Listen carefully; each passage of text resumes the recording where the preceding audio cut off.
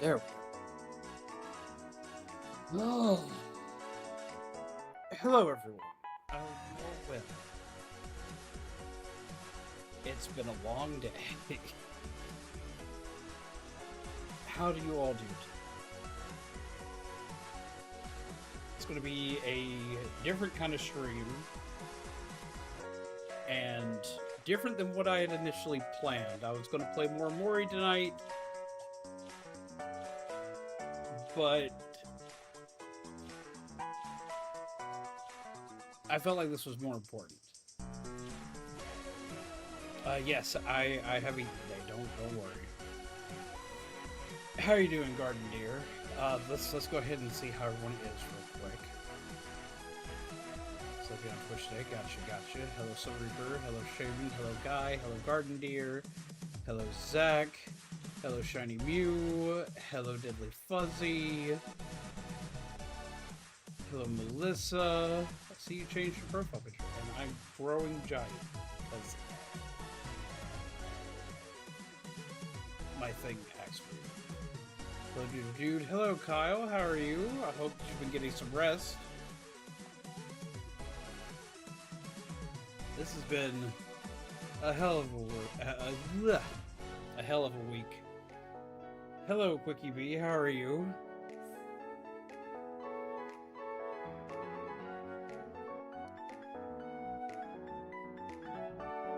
Tim Curry, now Peter Cullen. It's such a short time. I don't like this week at all. This week makes me upset a lot.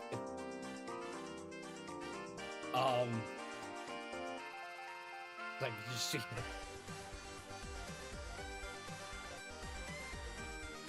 I mean, it was already rough with Dolly Parton. For me, especially Tim Curry. A lot of my villain voices are inspired by Tim Curry, but Peter Cullen going, like, really has hit me weird today. He voiced probably my favorite character of all time, being Optimus Prime. Like that was like the big hero growing up. Like hardcore. So that one really kind of hits hard for me.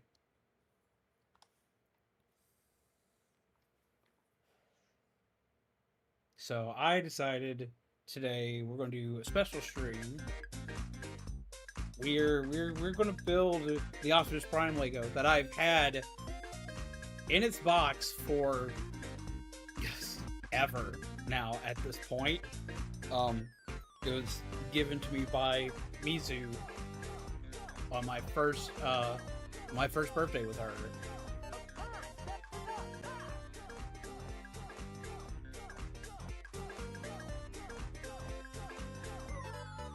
Urina's getting a Gurren Lagann crossover. Well, that's cool. But no, I sat there and thought to myself, I needed to do something. I had two options. I could play Transformers Devastation, which is something I've wanted to stream for a long time. Or I could quit putting off building this Lego kit. And the Lego kit went out today. It's been a while since I've done a Lego. It's been since May the 4th. And I did say I was going to try to do this year. So I guess I now have reason to do so if I didn't before.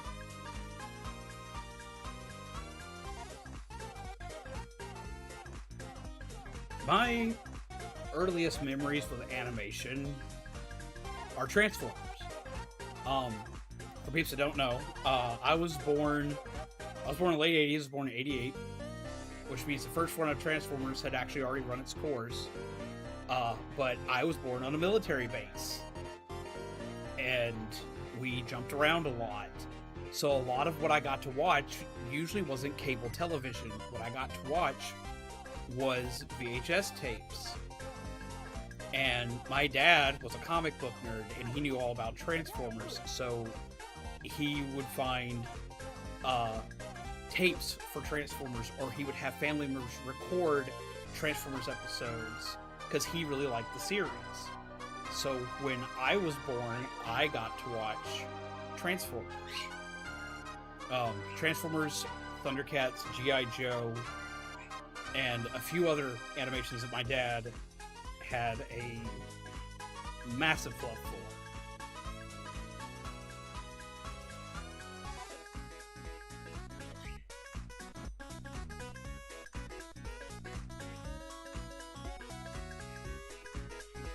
I know it's going to sound dumb, but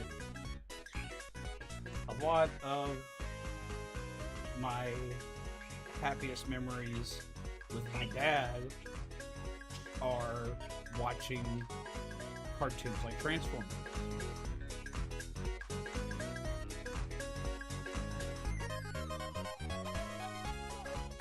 It's like that like watching Transformers and watching Power Rangers with my dad was like the big thing. It's like that's like when everything was normal, that was it.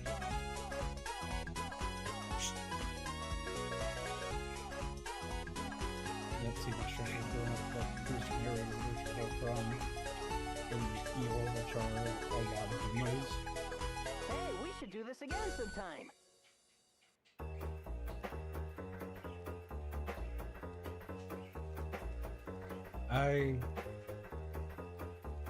I remember watching every Transformers series with my dad. Every animated series I watched with my dad. I remember going to the theater to see the first live action with my dad. And going to see the second one, though I didn't like the second one very much, with my mom. So it was still enjoyable to see that one.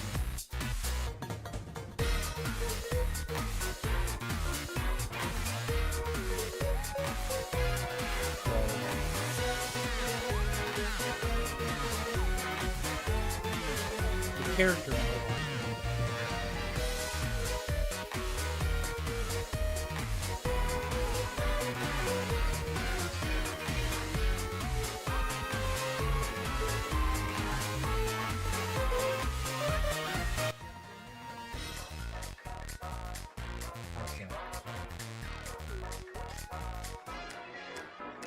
I hope it's better.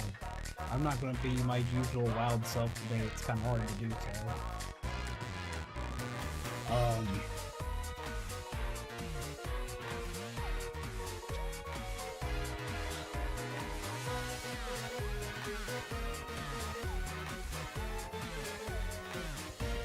I hope that's better. It might be a little more difficult to hear me today. I know it's silly to be so upset about a voice actor going. Someone I didn't really know. I met him once. Met him at BotCon. This was BotCon 2012. Was the con I'm up for right now.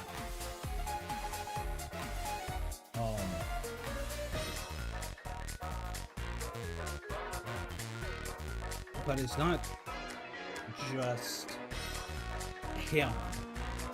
It's not just the character. It's the memories that I made because of him. If that makes any remote sense.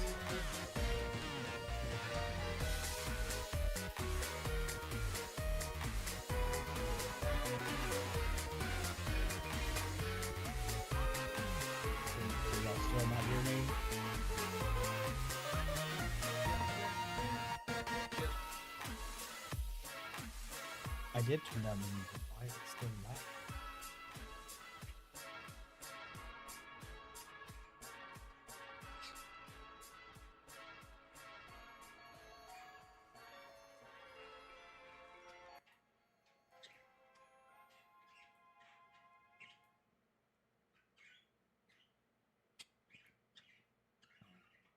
That should do it.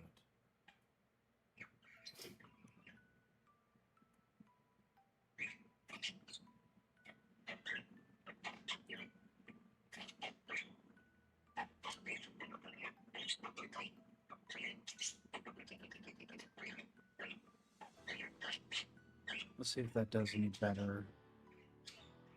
Doesn't look like it did.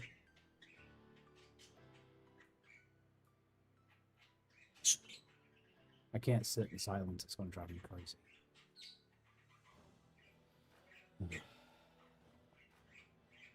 No. This one hits pretty hard.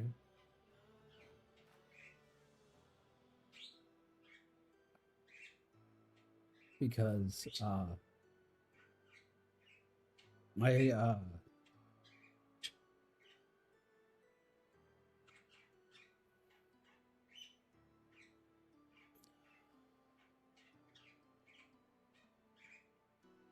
my best memories with my dad come from watching cartoons like Transformers. My dad was a huge Transformers nerd. He had a lot of the comics when I was growing up.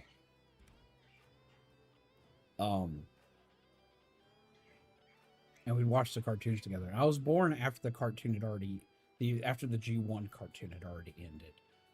But I grew up watching Transformers on VHS because since we were in the military, my dad would have family back home record it for him because my dad was an animation fanatic. Probably just as bad as I am today.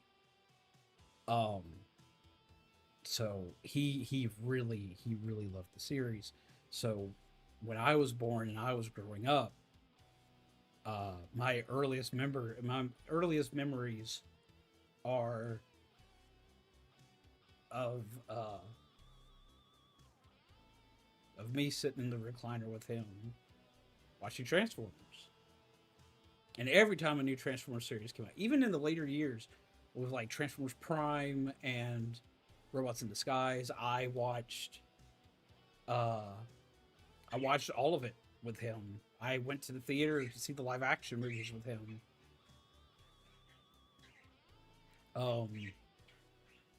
My dad didn't really play a ton of like the newer video games, but he loved to watch them. So I would play video games to see the story for them.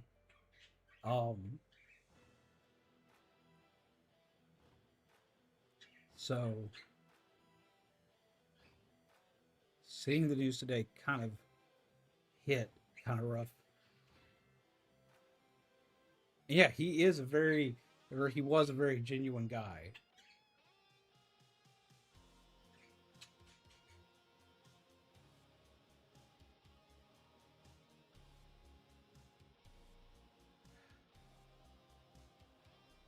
I don't know if I can handle this today. I don't know if I can handle technical difficulties today. I don't know if I can handle this today. I don't. Fuck this music. I don't care. I don't want to sit in silence. I don't like sitting in silence. I can't do silence. I can't.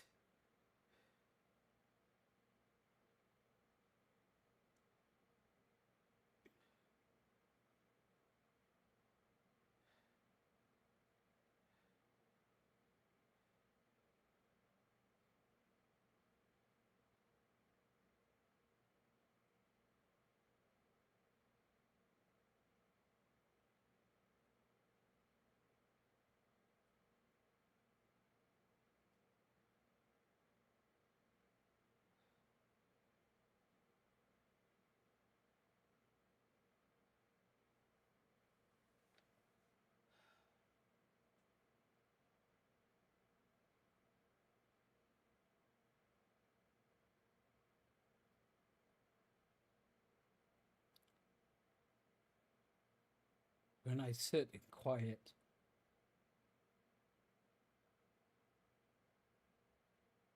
all I have are memories that are really loud.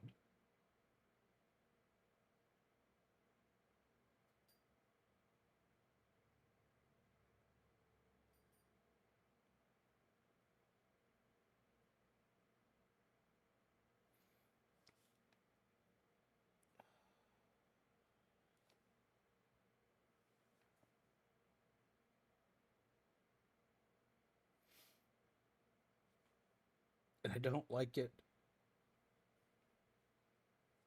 Because I don't know how to process it. I feel stupid because I'm sad about this, but at the same time, I don't know what else to be.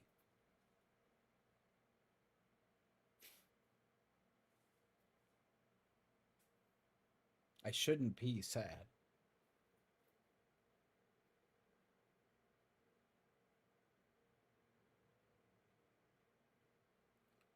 Thanks to Peter Cullen, I have a lot of happy memories.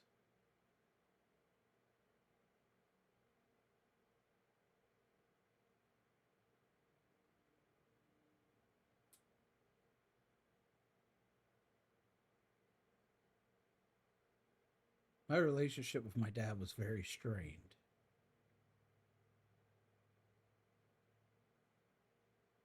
But the happy moments I did have with him were usually watching things like Transformers.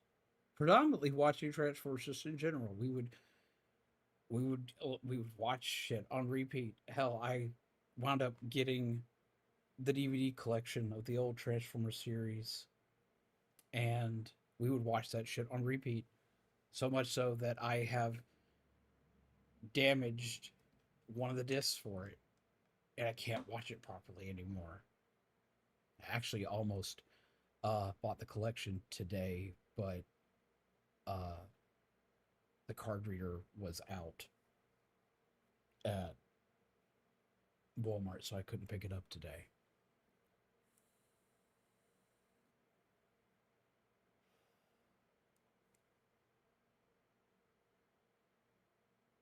I didn't know Peter Cullen like everybody. Like I didn't know him. He wasn't someone I knew personally. I met him once at a con. Got to talk to him for maybe all of 5 minutes.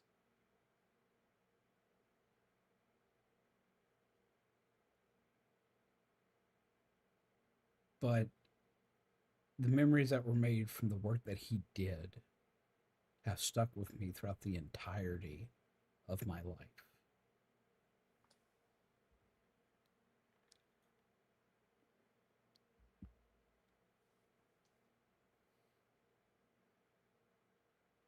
Everyone has those moments with someone they care about, with like a family member, a loved one, um, where you did something together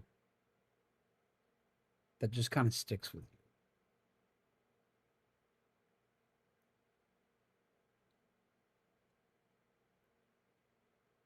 And for me, that was watching Transformers with my dad. My favorite character was always Optimus.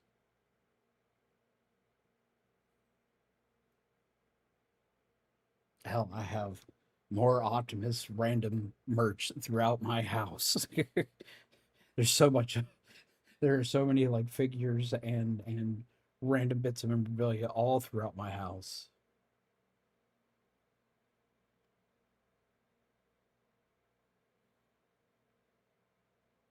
Grew up on the Bayverse, so I'm sad to find out Peter's dead. I grew up with the original, and unlike a lot of people that grew up with the original, I didn't hate the Bayverse movies. I didn't love all of them. I really did not like two, but I liked the rest of them. And I remember going to the theater with my dad to see each one.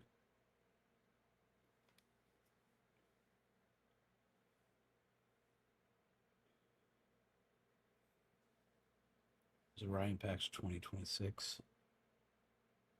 I'm building my Transformers collection. For some reason, I forgot Transformers existed until Revenge of the Fallen. Really, I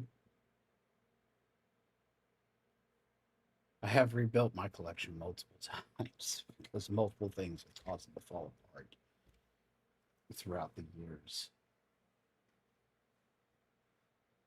I'm going to be building a Lego of Optimus Prime today. Uh, I've actually had this Lego in my collection for a very long time. Uh, Almost 3 years now, and I never found time to build it. Oh, Rise of the Beast. That's right. You'll have to forgive me. It's been a day.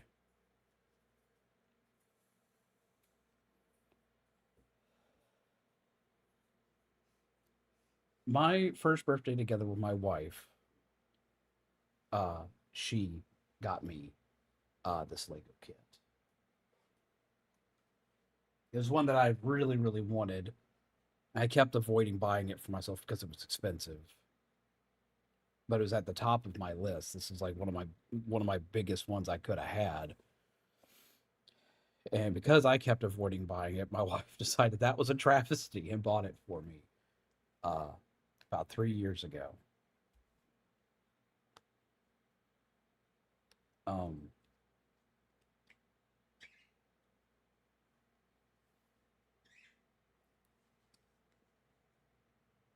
I don't know why I kept putting it off to build it, other than the fact that it's big. Other than the fact that it's a big piece. It takes forever. We're probably going to be streaming late into the night tonight. But I wanted to do this today.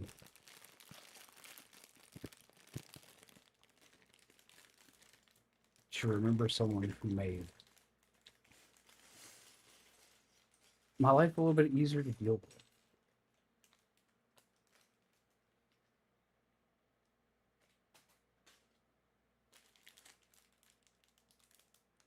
Back to back definitely put a dent in my childhood memories. I losing them both back to back definitely was not ideal, to say the least. Um, Tim Curry has been the inspiration for a lot of random voices I've done in my life. Peter Cullen has always had the voice that I wished I could emulate, but I can't. I've never been able to. I've tried a million times, but I've never been able to.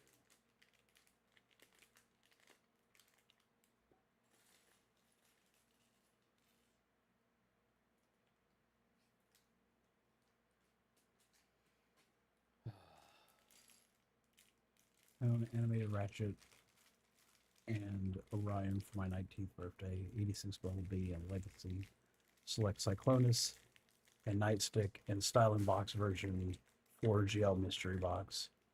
Got a wallet, lanyard, pin.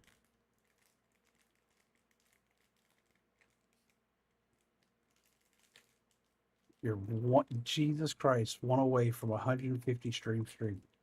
Holy Christ. And I think dude just hit that today.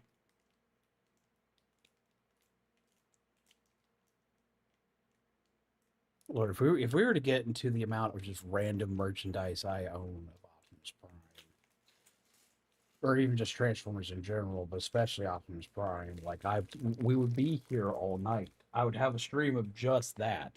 I mean, hell, even the cup I'm drinking out of today is the plastic Optimus Prime Geeky Tiki cup. Friday stream will be 150. I'll have you put up with me for so long.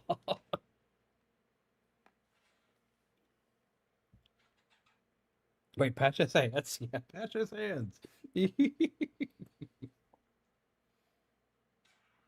I'm sorry that the quality of this is not probably the greatest. I didn't have this in my battle plan today. I had to kind of scramble to put everything together for this today. The original battle plan was to just do more Mori and try to get through it because we're taking a lot longer to get through it this time than we did the original time we played through it. Which is ironic because I know where way more stuff is this time around.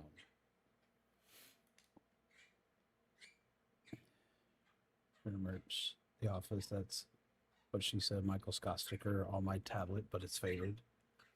Like I'm a fan of a lot of things. I'm a massive horror fan. Like I've got like horror Funko Pops everywhere. Um, I'm a fan of One Piece, so I have something like that holds one of my pens on my desk. Like I have stuff like literally all over the place. Massive Transformers fan, massive freaking Power Rangers fan.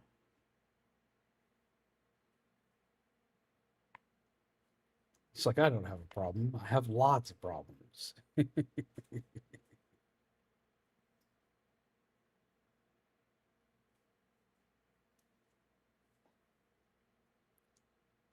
But I remember getting up and being excited to watch that cartoon almost every freaking day.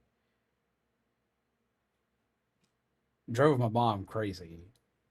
And drove her more crazy when I became a teenager and had money of my own. So I bought the DVD collection. Like every time she'd come into the living room, it was playing, and just Dad and I were just sitting there watching it, fucking quoting the show word for word.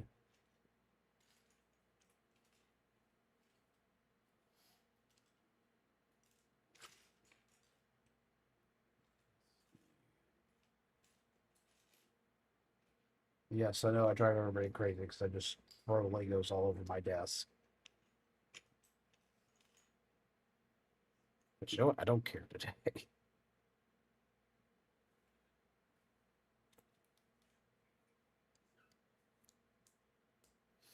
I will do as I please with my Legos today.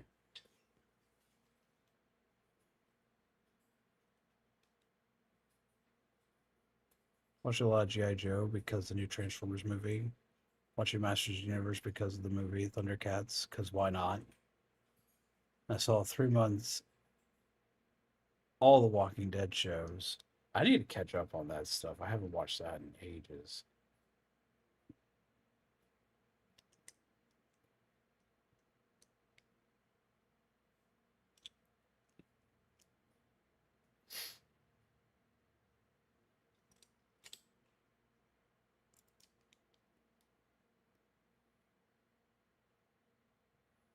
I was mad at me that when I was 7, I watched every damn day Tobey Maguire Spider-Man and Christian Bale's Batman. Half a week she walks to my room and Spider-Man is calling Brock trash. The other half she has to hear Joker explain how he got his scars. Man, I feel bad for my mom. My mom had to listen to Transformers and Power Rangers and a lot of Halloween themed cartoons that we had recorded, like The Great Pumpkin Charlie Brown, as well as The Night Before Christmas. I mean, she was a sucker for animation too. She would watch Voltron, and she'd watch Voltron.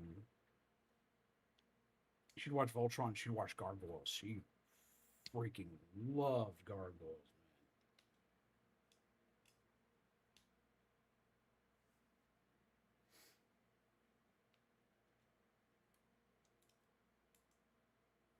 The League of Police are going to get you for that patch. They could try. They could try. They've been trying for years. They failed every time. They'll fail again. Just got my He-Man classic animated series in. It is on Blu-ray. See, Mom liked He-Man. I didn't watch a lot of He-Man growing up. I didn't wind up watching it till way later because in the 2000s they had a remake. The remake was pretty good. My mom also liked the remake, but then my mom introduced me to the original.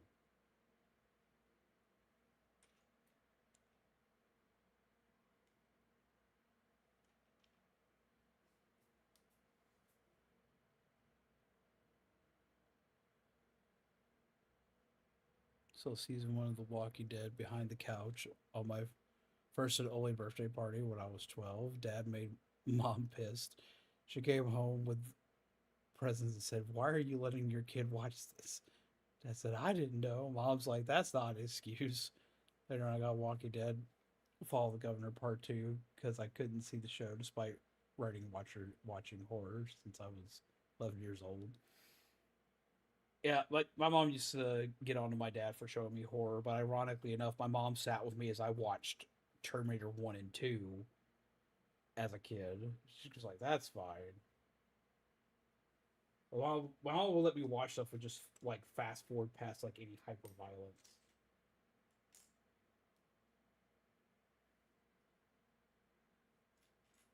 My dad, on the other hand, would have me watch everything.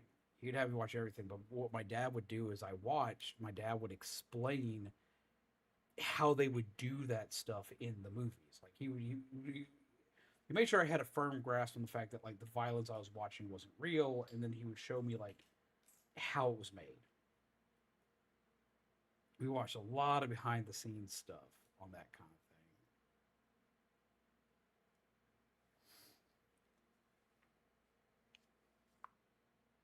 thing. So that's how that always went down. My dad was a weird little man.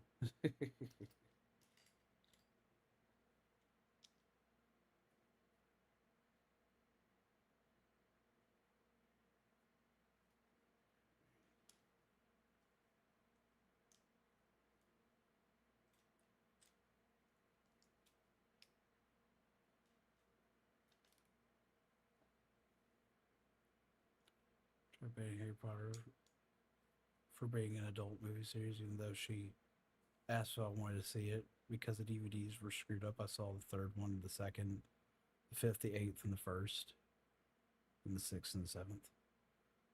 Love Tales from the Crypt. I watched a lot of Tales from the Crypt with my dad. I remember watching that series with my dad. My mom would again get mad at my dad for showing me that shit because even though I knew how it all worked, it used to like it used to keep me up at night, and that was just it wouldn't give me nightmares. I wouldn't go to sleep. Yes, that's right. Patch, the king of horror, used to be terrified of horror as a child. Go figure.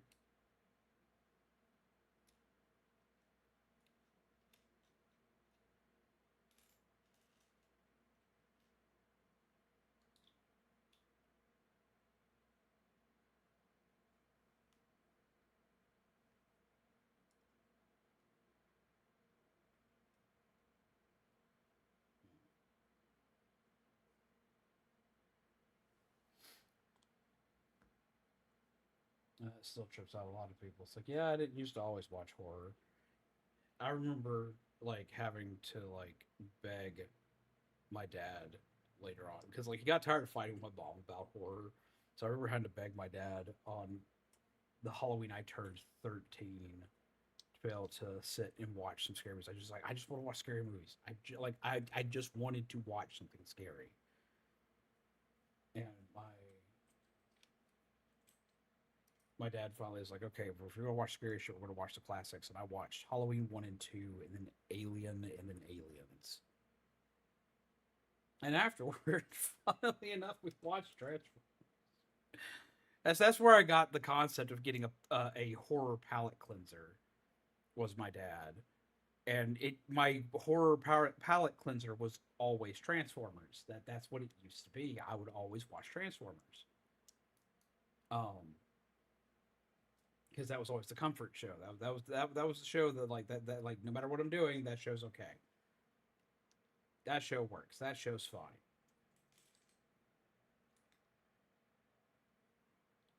It didn't matter which Transformers it was.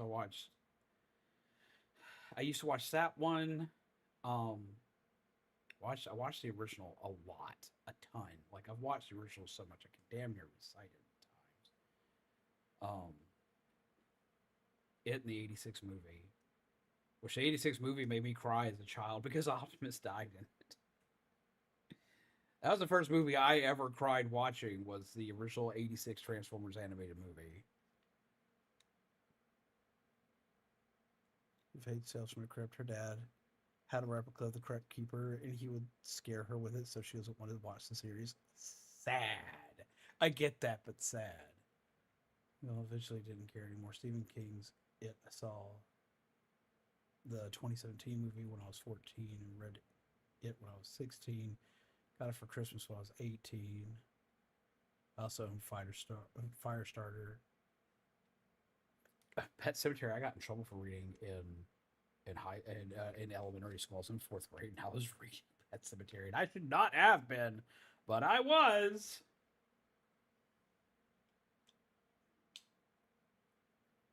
But no, I remember being 5 and seeing the '86 movie and seeing Optimus die in that movie, and I went to pieces. I was in shambles. I was inconsolable. My mom yelled at my dad for having me watch that because he'd already seen it. He knew what was coming.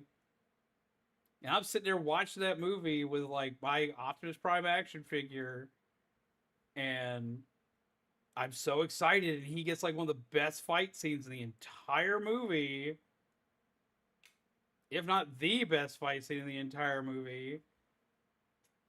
And we get to see him be all cool and badass and so on and so forth. And then he dies. I was not okay at all. I was upset. I was an upset child. I was not okay. Whiskey watch Tales from the Crypt, puts on Nickelodeon, proceeds to watch Are You Afraid of the Dark? See, my mom was always kind of weird when it came to this stuff because my mom would always be like, you can't have him watch this, he can't watch this, da da da." And then my mom was the one who encouraged me to like read stuff like Stephen King and read Goosebumps, which that's a hell of some whiplash, man. Reading Goosebumps and then jumping into Stephen King and jumping back and forth as new books came out. Mom did, and that was just it. Mom just didn't care. Didn't care as much if I was reading. To mom, reading was far more important than movies. Which I mean, fair. But like, if I was reading, it didn't matter what I was reading. Did not care. Anything I was reading was fine. That was fine. All that passed. That was okay. You want to read? You want some horror? Read horror. Don't watch it. Read it. And I'm like, I have like the most overactive imagination of any of my friends and anyone you know, and you're gonna have me read it. It's way worse when I read it than if I watch it.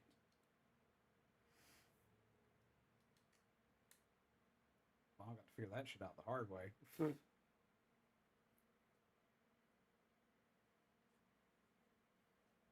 But no, for a long time, like Transformers kind of became like a family pastime in our house.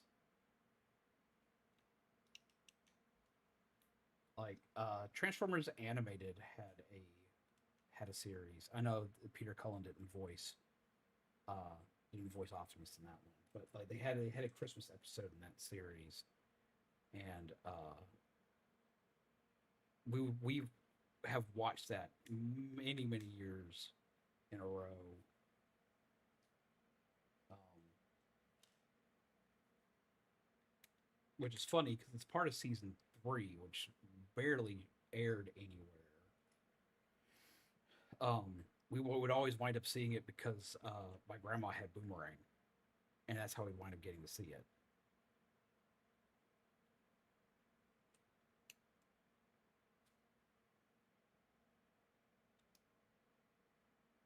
Um, so we wind up watching that like multiple Christmases in a row. That's how my brother and I discovered that season 3 existed.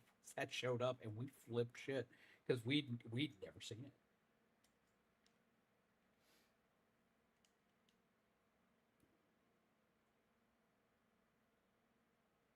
But no, my mom also really loved Winnie the Pooh. My mom really loved Eeyore. Eeyore was her favorite character in that series, which was also voiced by Peter Cullen.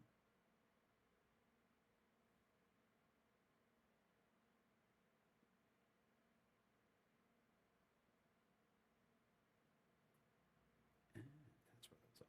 Something's off here.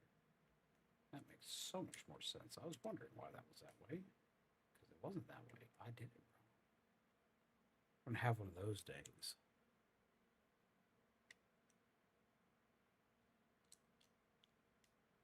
Had an overactive imagination for read horror back in the day. Oh boy.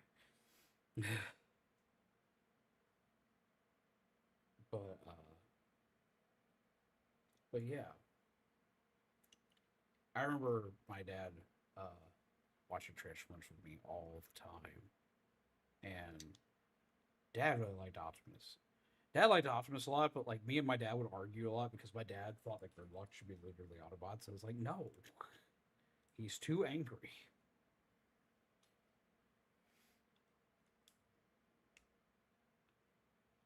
We used to always get mad at people online because people online would all like when the movies came out and Optimus Prime like became more, I guess he became more violent. He would handle confrontation by beating up the bad guy. If he had to kill the bad guy, he killed the bad guy. And people would get so uptight about that in the live action movies. Me and my dad were used to reading the comics and used to watching the old cartoons. And though be it Optimus would show mercy at times, and he would be like, okay, yeah, if I like, I'm not going to kill someone who's unarmed, blah blah blah. But like a lot of people would get really uptight about this kind of stuff, and like we're like, you don't know who you're talking about. It's like, don't get me wrong, he wouldn't just go randomly looking for a fight and trying to be like a bad guy, but at the same time, to him it was war. He did what war called for. My dad would get so mad, but my dad also was not great at arguing with people on the internet, so it'd always be hilarious to watch that go down.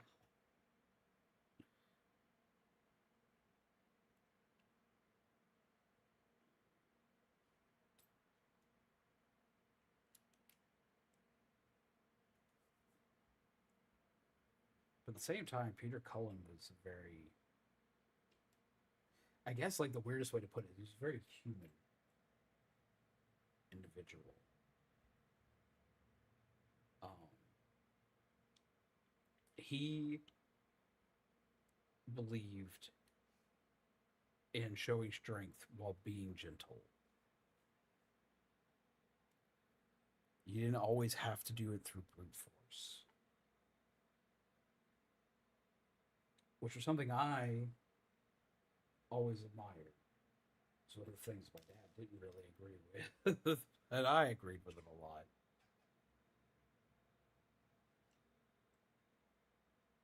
To me, it made perfect sense.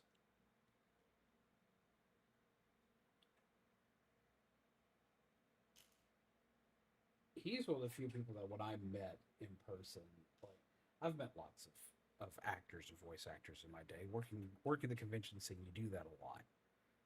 And usually it's fine. I don't like I don't get like hyper fanboy, super excited. Da, da, da. You know, it's just meeting another person at a convention. It's just like anybody else. Meeting Peter Cullen, no, nope. I was so excited when I got to meet him, and he was such a nice guy. He was nice and he was cool. You know, he'd sit and he talked to you and ramble about stuff and da da da. And he was nice as he talked to you, which was to me a big deal because like back then I was far more socially awkward than I am now. Like I was the nerd, and that was the hyper focus if there ever was one. Like y'all think I'm bad with Power Rangers, Transformers has always been worse. Just I know not as many people here know Transformer knowledge as they know Power Ranger knowledge.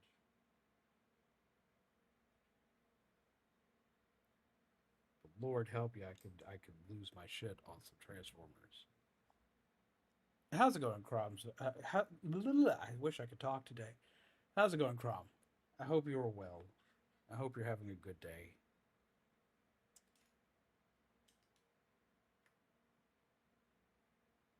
I'm finally building my Optimus Lego.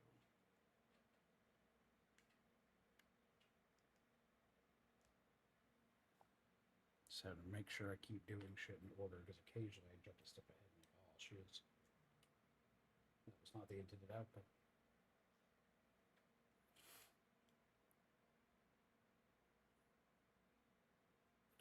No one's gone until they're gone is a great quote from The Walking Dead that keeps me from going insane over the amount of dead celebrities lately within literally weeks. Yeah. Alright, just been struggling to actually find work again. Oh? What happened?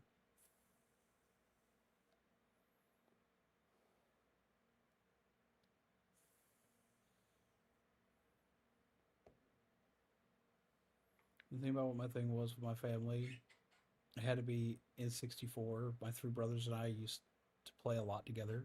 chaotic 4-player run. See, with my dad, it was all the martial arts training because my dad was an instructor.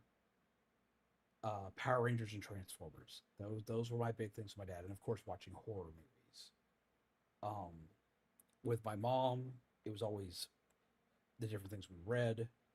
Voltron, because my mom was mech obsessed. My mom loved anything to do with mechs, and she liked Transformers a lot, but she liked Voltron a lot more.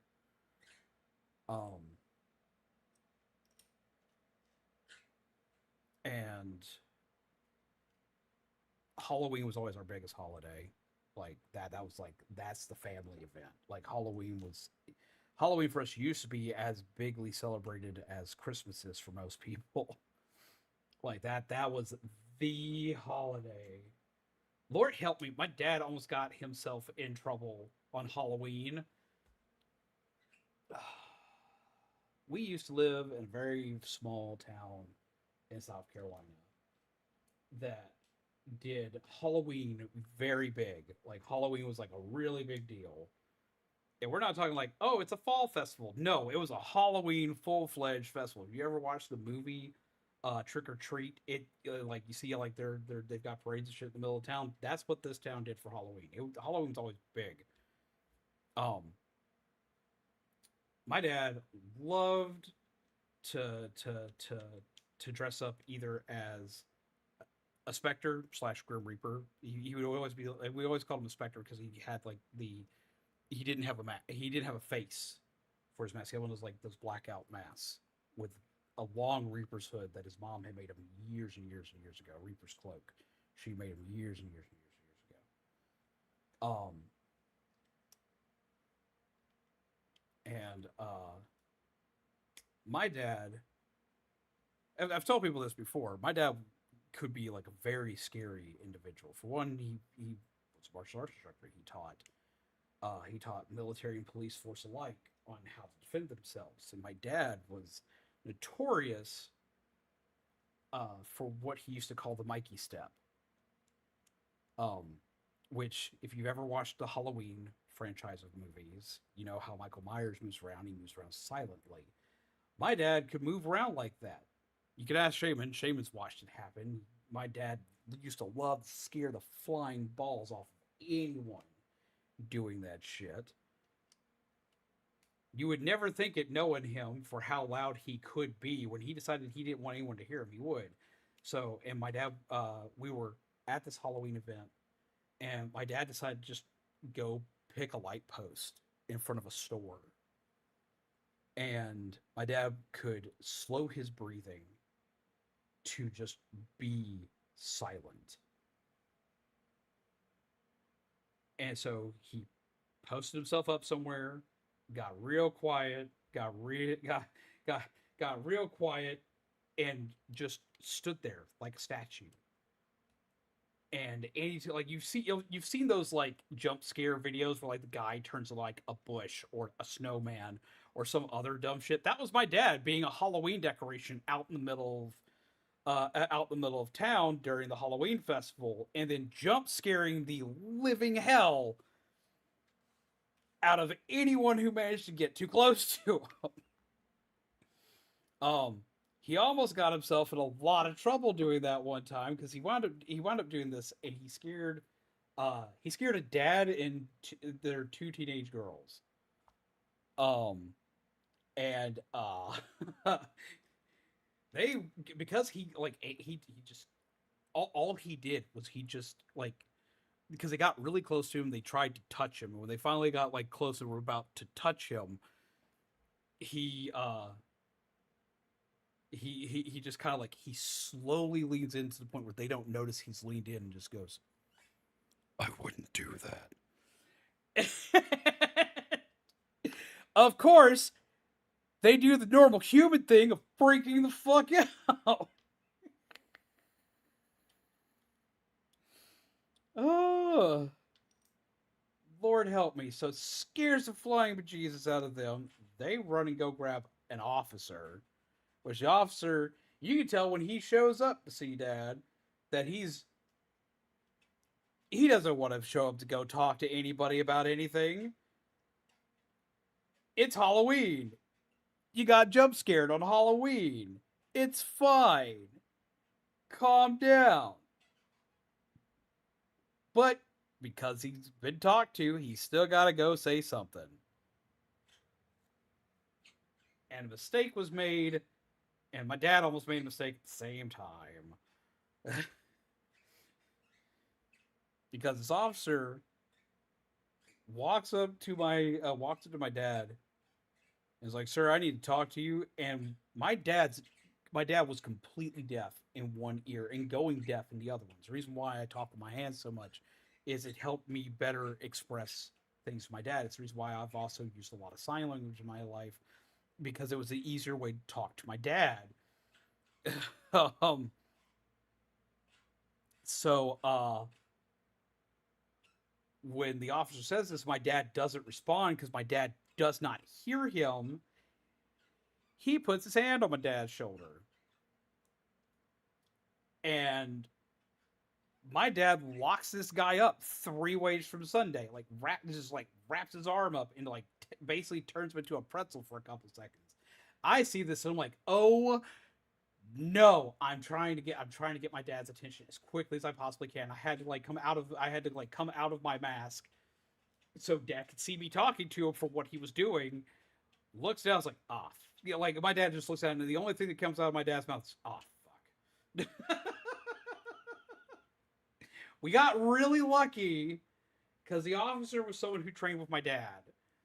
And that is the only reason why my dad didn't go to jail that night. Was because he was someone who trained with my dad, and they figured out who he was, and everything was okay. I was like, shit. I was like 12. I was either 12 or I just turned 13. Like, I was somewhere around that age bracket. And I seriously thought my dad was going to jail that night. I was like, well, nice knowing you, Dad. Send me a postcard. Lord help me.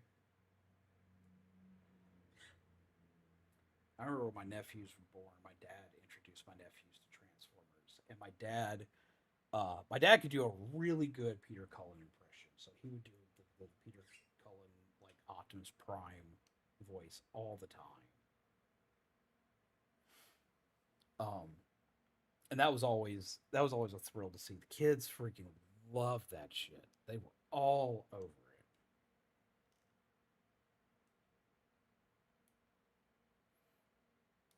So, do trick-or-treating for 3 years in a row. I was part of 3 Jason Voorhees. Got the green plaid shirt, a pair of black pants, and only own black shoes, machete, mask, and a pitchfork. Jesus Christ. So yeah, no, that's the story of how my dad almost wound up in jail, because he scared the flying bejesus out of a couple of teenagers and then almost flipped an officer. Lord help me. Oh.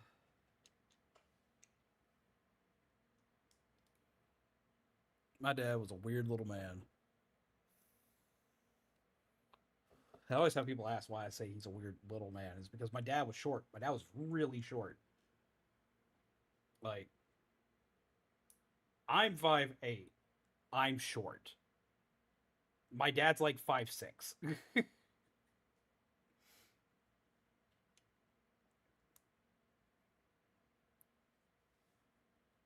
He was short and he was as mad as a badger.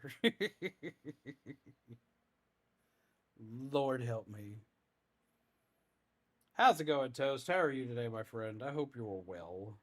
I hope you're having a good day. How have you been? It's a Lego day. I'm alive. Heard of Dolly and Tim passing. Peter was something I wasn't expecting. Kind of cried a bit hearing about it. I've had my cry today about it. I had my cry today on stream about it. I feel bad about that. I've never been good at expressing my emotions properly, so I never really know what to do with them. But Peter Cullen's where a lot of my best memories with my family came from.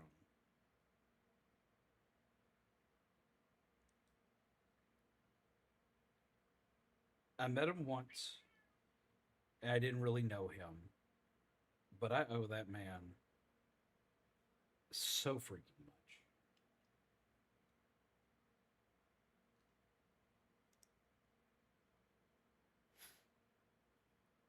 Far more than I could ever possibly repay anyone.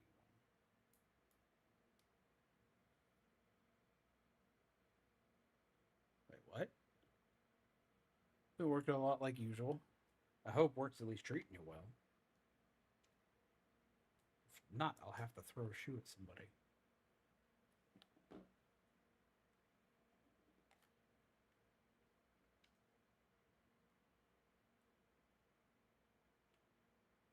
So that's going to be the arm sockets most likely.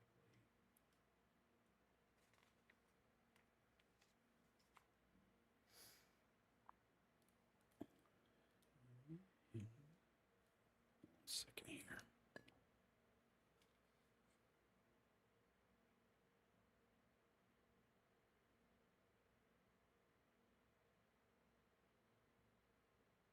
Screen is sensitive. Tony? Who's Tony?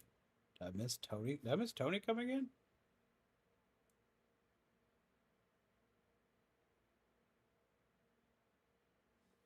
Got done with esports trials today. How did it go? Hope it went well.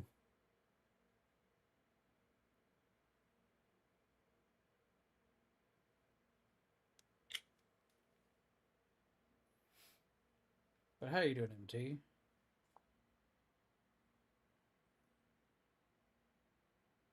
Today we're building a legend.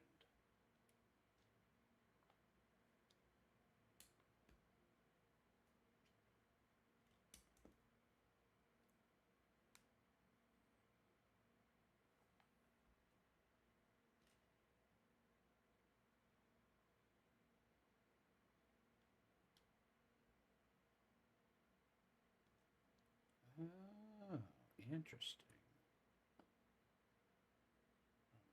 I don't know quite how I feel about that. Has a way to lock pieces in place, which is always important with Transformers to get like the full look for stuff. So you have this like spot right here with these two spots where this comes in and it pushes in and it locks it in place. I like that, but I worry about its structural integrity over time.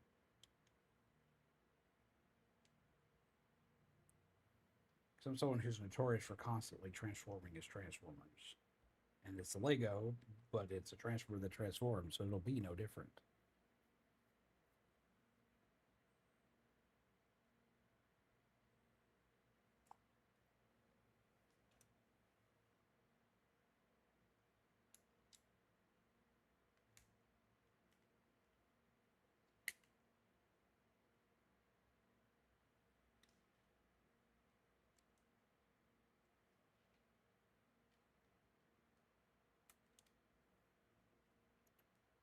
Went well. I have a pretty good idea who the team is going to consist of. Oh?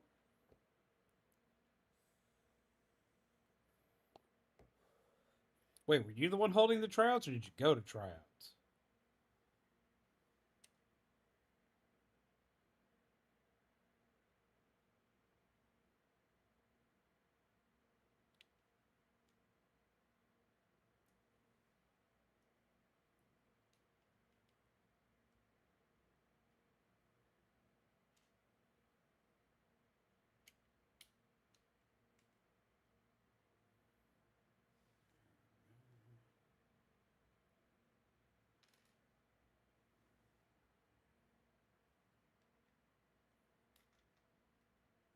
So that's a good question for you guys. Y'all been hearing me go on and on today about different forms of media that I used to consume with my family. What are things you used to watch with your family? What kind of things were like everybody's got to sit down and watch this today? Whether it be like a regularly occurring show or it be something that only happened during the holidays. What was something that like you remember enjoying with your family? So the results inside and outside of tryouts. Went to trials, but as someone who participated in them, I have a pretty good idea who's going to make the team, based off results inside and outside of tryouts. And hello, Kami, how are you? Hello, Moon Moth. It's a spectacular name. Rest in peace, Prime. I just watched a stream honoring him getting suspended as streaming was. The stream was saying goodbye for showing the ending of the first Bayverse movie. I had a couple of different ideas of things to possibly do for stream, and it was one of those things like I didn't want to get just yeeted in the process. So the Lego seemed like the best way to go about it. Though I also thought about playing Transformers Devastation, which is an amazing game. It's just a really hard to come by game nowadays, apparently. But I may do that tomorrow anyway.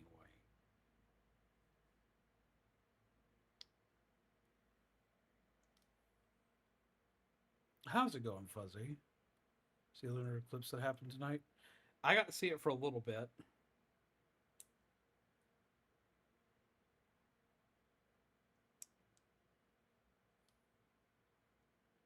So when it first started as I got off work, and then when I got home, I saw it at its peak, and now it's almost over. I got to see a little bit right before live stream, and it was in the full swing of things. I got to see it right after the peak hit.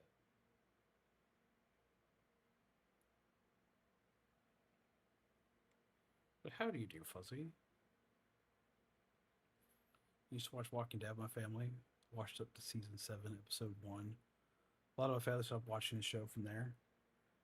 Yeah, I get that. That show hit a weird direction after a while.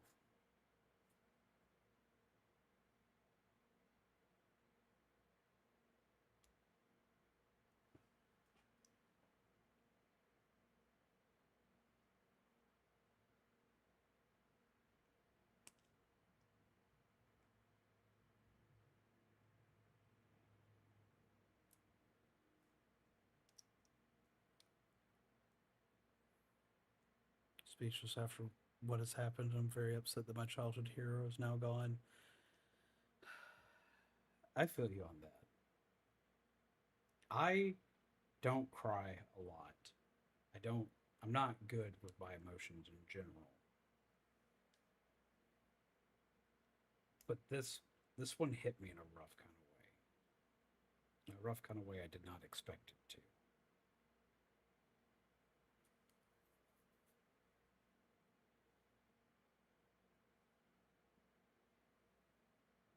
Also, welcome.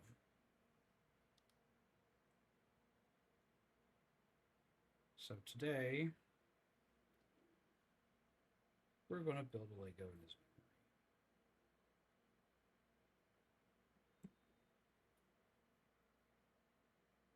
memory. I know it's probably weird having a stream that's not monetized, considering this is what we do for a living, but it just didn't feel right to do. I didn't want to profit off of somebody who's not here anymore. That just doesn't sound appropriate to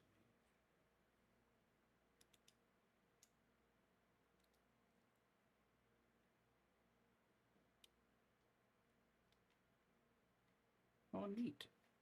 His window.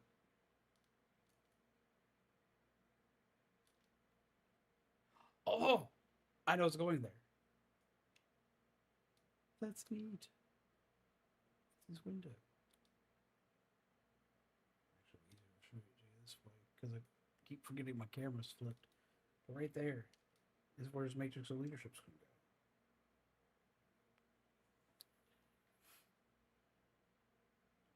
I did grow up with the Bayverse films. That's my Optimus Prime, and I will never forget seeing the 2007 movie in theaters as a kid. I grew up with the original from the 80s. But I did see the Bayverse films. I went to see the first one in theaters, and I absolutely loved it. And I've seen all the others, and I don't hate any of the others except for 2. I really didn't like 2. But other than 2, I thoroughly enjoyed the Bayverse films, which I know is controversial to say amongst a lot of like the old Transformers fans, but I did. I liked them. They were fun. They were fun to go see in the theaters with my dad.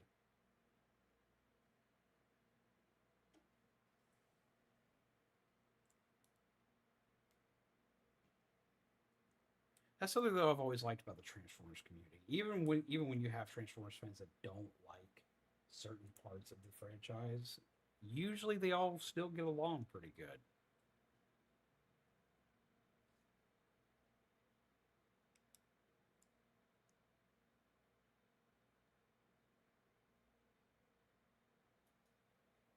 But no, Peter Cullen has been Optimus Prime for a very, very long time, and will always be my Optimus.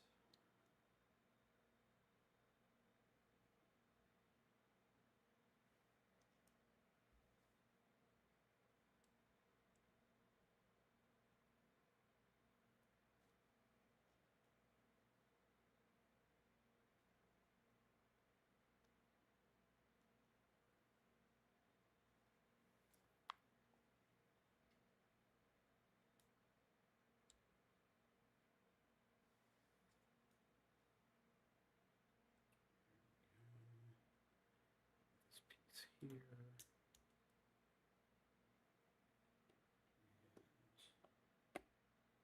There. And we have both windows. That's one way to put it. Definitely a more chaotic take on Optimus. But my god, it was so cool seeing Prime killing Decepticons left and right. Okay, so that's the thing, though. I know a lot of people were really upset about seeing Optimus Prime kill Decepticons, but I grew up with the older cartoons. If you watch the '86 movie, when he first shows up in the '86 movie, the first moment he's on the scene, when he makes it to Earth is getting attacked, he goes through and like he just one taps so many Decepticons. Like he has no problem taking out anybody. I know a lot of people were like, "Oh my god, Bayverse Prime's killing Decepticons. He wouldn't kill people." It's like, you haven't watched Transformers. You do not understand.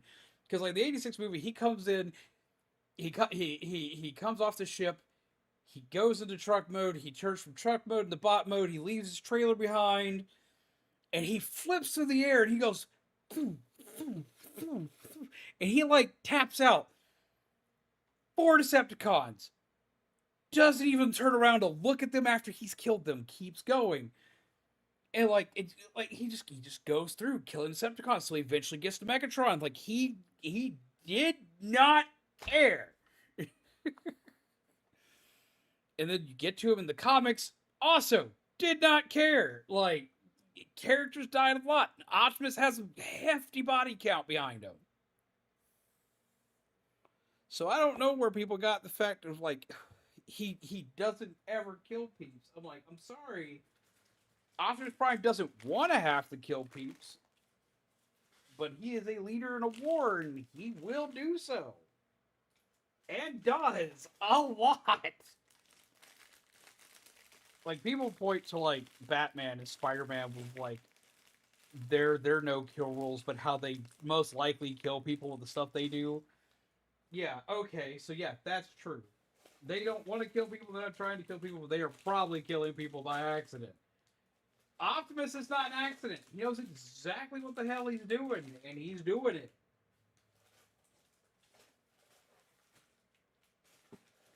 Now, he's not doing it unless he has to do it, but he's like, nope, this has gone to hell in a handbasket. The war has happened. They are killing Autobots left and right.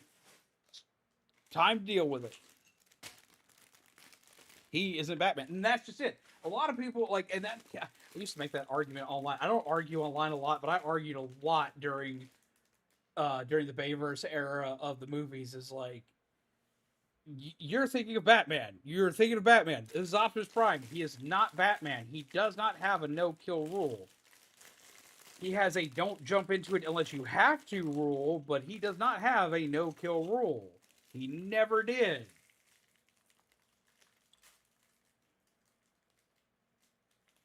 Now he felt the weight of everything he did, and that's one of the things I really loved about Peter Cullen voicing him is like he put the weight of everything that Optimus did in his performance.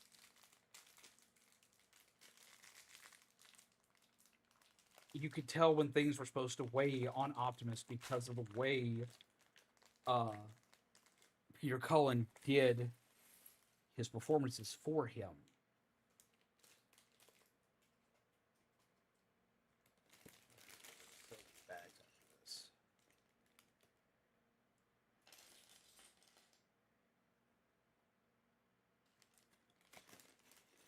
But it used to just like always trip me out. Like he's been portrayed in media for a very long time, ever since the beginning. Of if he's got to, he will. Don't just like it's one of those never mistake his kindness for weakness. You're not going. You won't live to see. You won't live.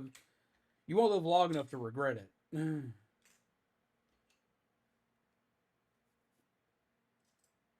He did what he had to. Was it rough sometimes? Absolutely.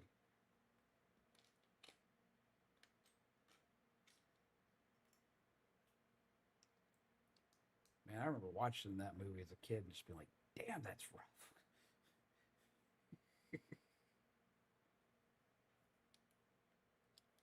So Batman is usually fighting a specific villain, while Optimus is a leader while at war. Indeed. That's exactly right.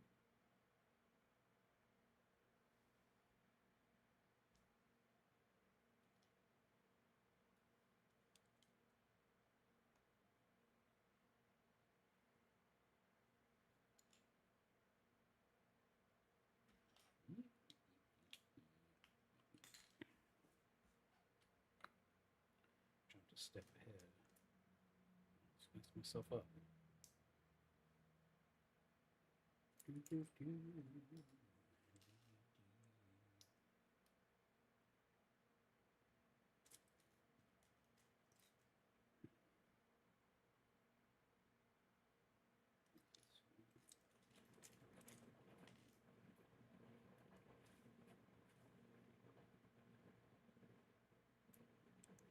That's what we need.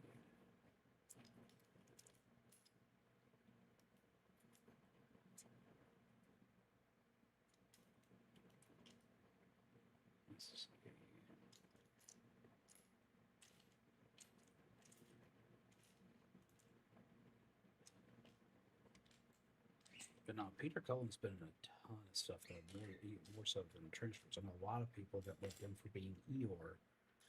He was the Predator in the Predator movies, or at least in the '87 one.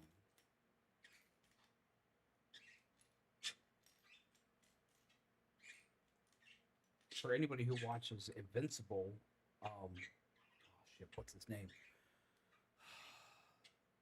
The old man Viltrumite. I can't remember his name now. It saved my damn life.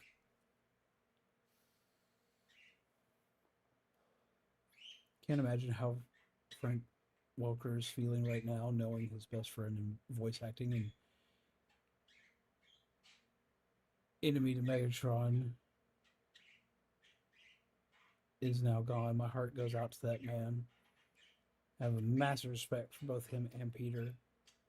Thaddeus, and that's the name, yes. And see, Frank Welker does such a great job being a bad guy. He does such a great job being Megatron. At the same time, he's a lot like Peter Cullen. He's a super nice guy to meet in person. It's like you'd never expect that he was like this super evil bad guy warlord.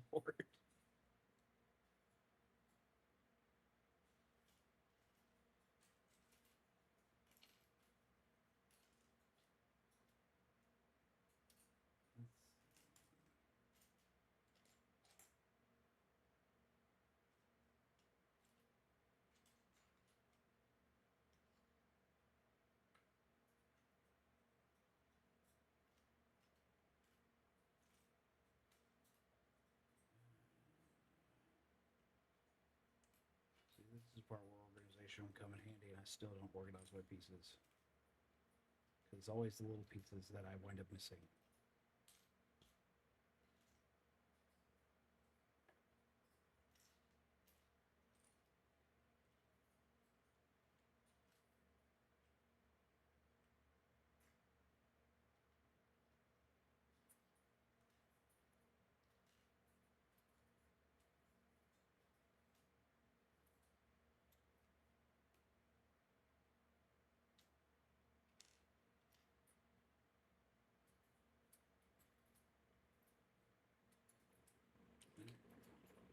sense. There we go.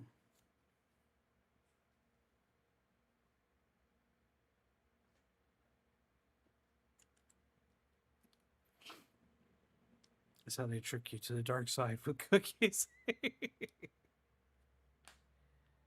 Oh man, they brought back the Pillsbury like pumpkin, ghost, and cat cookies.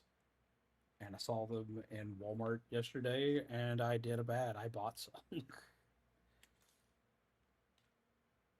I'm going to have to make them because I love those cookies. I just like sugar cookies in general. I should not, but I do.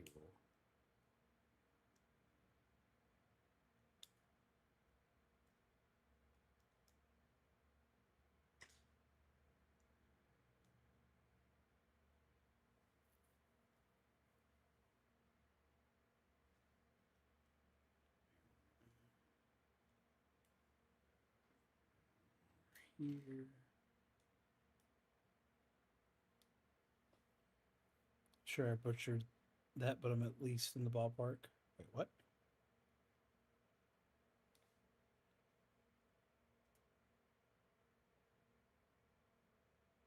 Oh, the name. Frankie Peter reminds me of Mark Hamill and Kevin Conroy. The duo just works so well. Peanut butter with jelly. Just works so well. I've been trying to avoid putting Mark Hamill's name in my mouth because, I don't like anybody I like from anything that I like anymore. I don't, I don't want to risk it. I don't want to jinx it. I don't want to think about it. Don't want to jinx it. I don't. Just I can't handle another one. I can't. I have been through the emotional roller coaster today, and I went off. I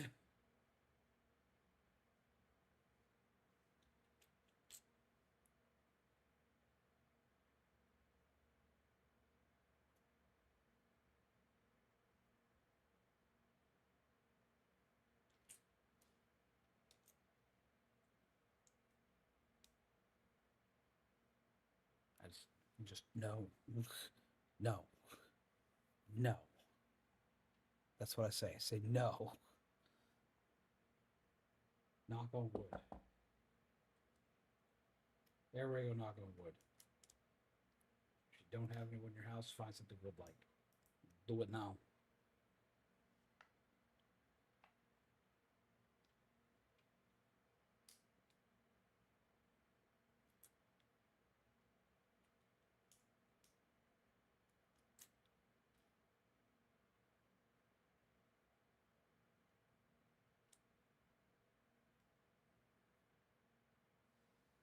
See though that is another thing though that like kind of gets me is because like we lost Kevin Conroy and Jason David Frank around the same time.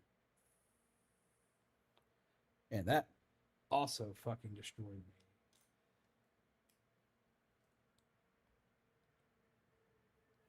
But you know, it's made me kind of think about something.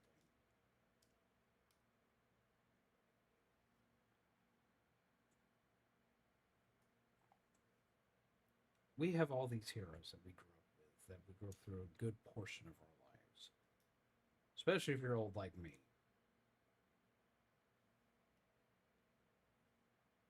Heroes that have left an impact on us throughout a good portion of our lives.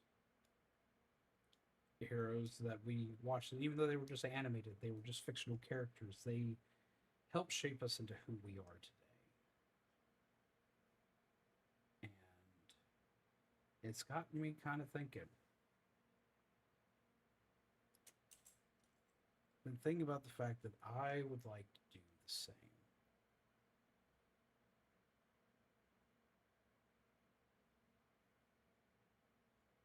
I would like to do something, some way, somehow,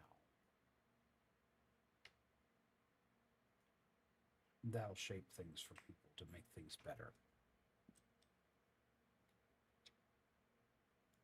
Which I know probably sounds silly.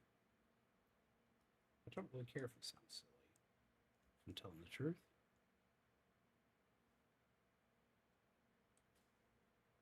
Lead by the example of which the heroes Thomas.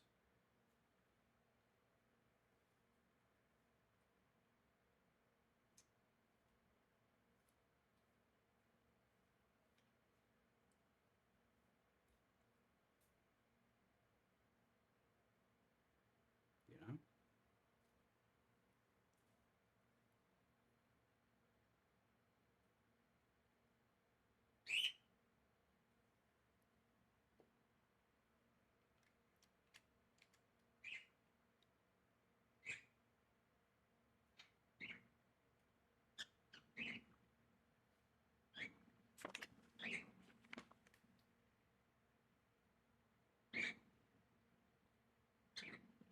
Huh, that's kind of weird.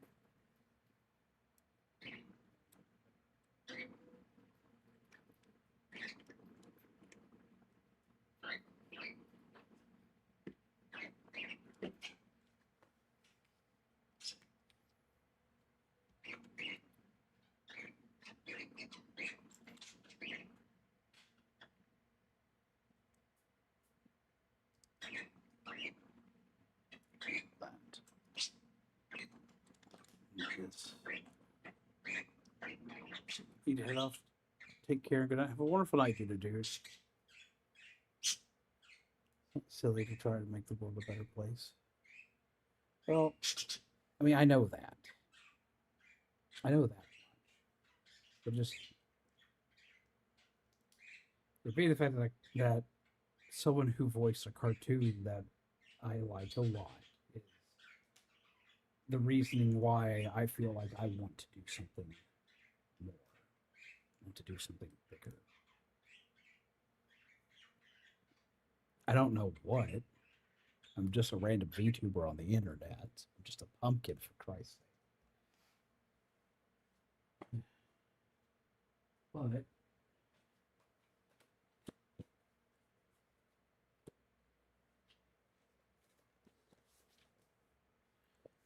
been working on this for my new model design. And I think I need to make him into some kind of good guy. What exactly, I'm not sure yet.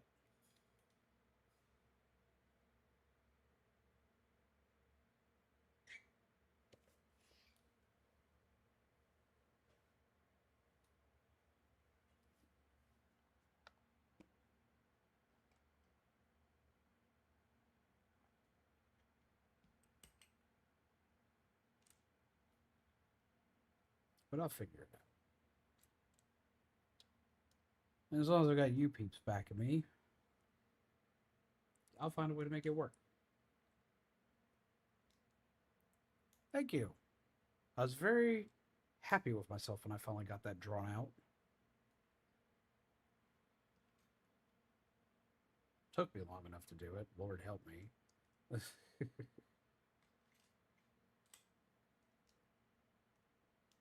You want to know something sad?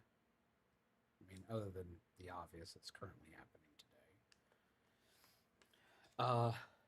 I showed that to one of my artist friends, someone who's done art for the channel in the past, and was excited to show it off to him. He was excited to see it. But what was sad was that he had to thank me for something. He thanked me for not using AI. Which, I mean, I wasn't going to use AI anyway. I don't like AI.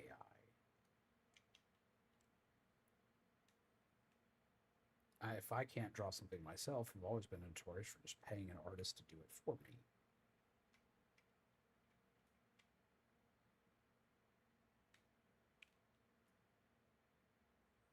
That's what I've always believed was the right way to go about it.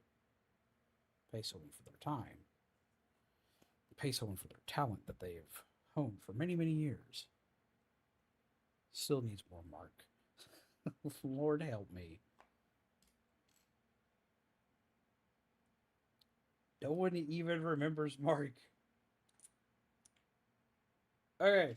Aside from Shaman, who here remembers Mark? On this channel. Like, not Markiplier, because I know that's what everybody's going to say. Not Markiplier, but Mark from this channel from like years and years ago. Who remembers Mark? I have a curiosity now to see who knows, because I think like maybe two people. I think I know both the two people who would know. Maybe three who would know.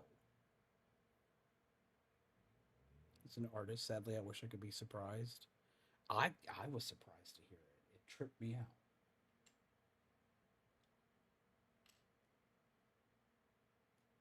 It's not something I should be thanked for.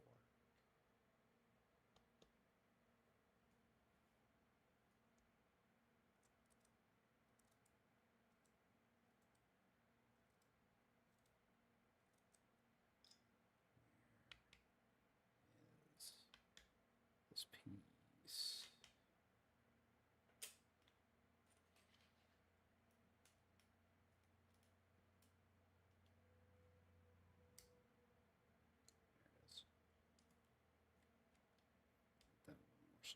There it is. That more stability.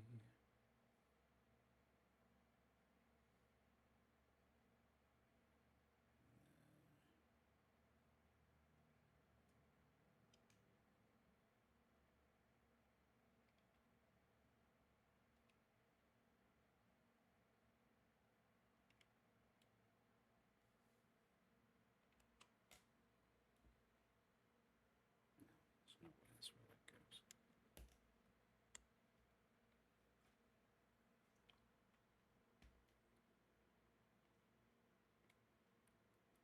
We had a Markiplier to the channel? Didn't know you guys were. No. The mark you keep wanting to see. I'm trying to figure out who actually remembers said mark.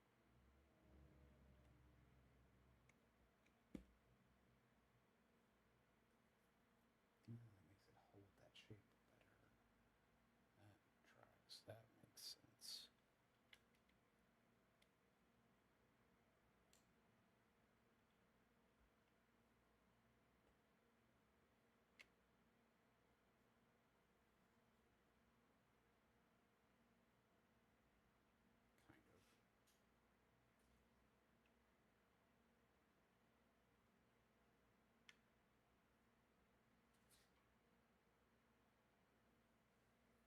Okay.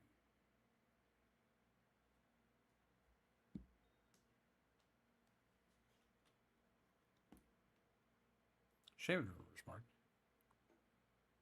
Till all are one rate. Hey! How's it going, Hesitated Cobra? How are you? Hello, Soul Reaper. I hope you're well. What's up, Super DK guy? Hello, Griffin Gamer. Thank you for subscribing. How do you lovely peeps do today? What were y'all up to?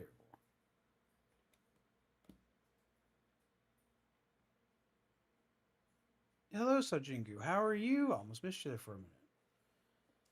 Hope you're doing well. I was doing Transformers War for Cybertron in honor of Peter Cullen. I love that game. I have that game actually signed by Peter Cullen. It's one of my favorite games of all time.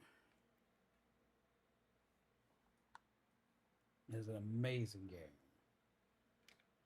I thought about playing Devastation because I've already done War and Fall of Cybertron on the channel before. So I thought about doing Devastation, but I've had this Lego for like 3 years now. It was a birthday present from my now wife during my first birthday with her.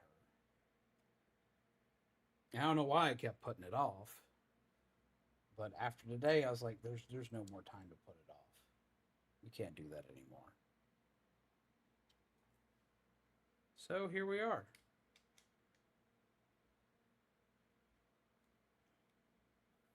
Hello, Gustavo. How are you? Welcome. To anybody who's new here, this is not my normal content. I mean, I do Legos on occasion.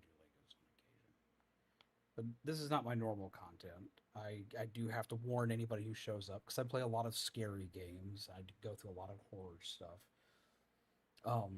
So this way you don't wind up getting blindsided by the fact that I play spooky stuff randomly.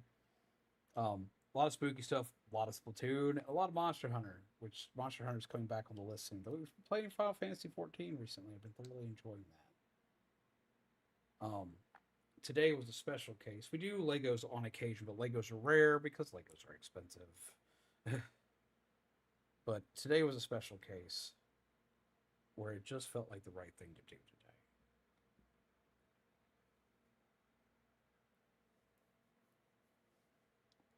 Wait, YouTube held that message? What message? What message does YouTube hold now?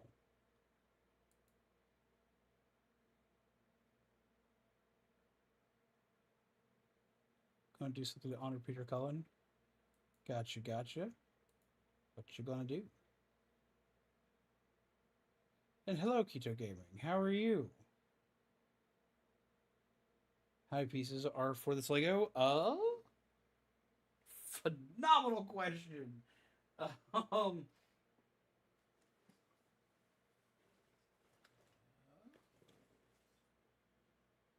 1,508 pieces for this Lego. All of the Transformer Legos have a lot of pieces. The only one sadly, the only one I have right now is Optimus. Bumblebee and Soundwave are very heavy on my list to get. I'm doing pretty good, all things considered.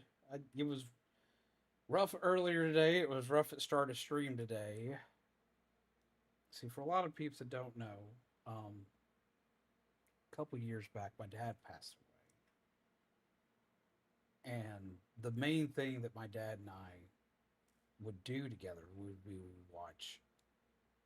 we'd watch shows like Transformers and Power Rangers, and we watched a lot of horror stuff, and that's what we would always do together. And Transformers is where I have my earliest memories with my dad. So this one hit me kind of hard today, and I was not prepared for this.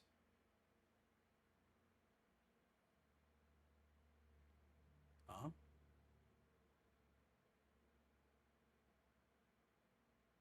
What do you mean, what?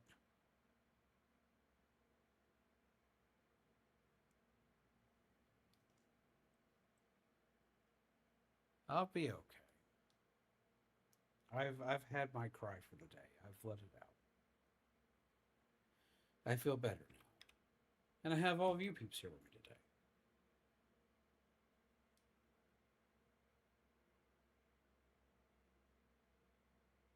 But no,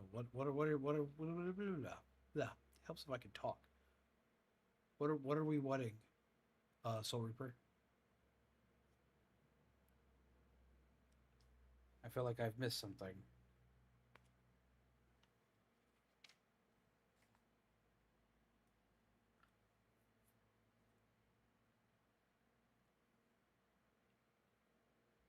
But no, was it your first time playing through War for Cybertron? That is a phenomenal game. Absolutely love that game. Sad that you can't find it on most stores anymore. Unless you have an older console. Oh, don't jump on my back. Like, my body ain't built for that anymore. I'm old.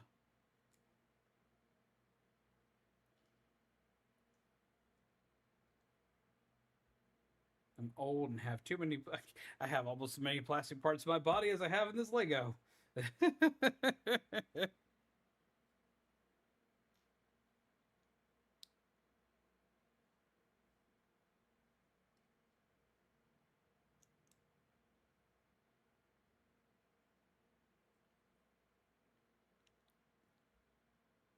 For Cybertron on 3DS.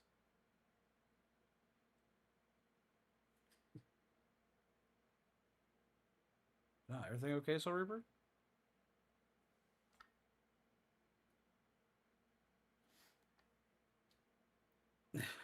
Wow. Is that a response to the amount of plastic I have in me? Yeah, no. My nose is made of plastic due to breaking it a lot as a kid. Um, my knee is actually now made of metal. It's not plastic. Um, I have other plastic bits to keep things together from the amount of damage I've just taken throughout the years. I'm a walking amalgamation of parts.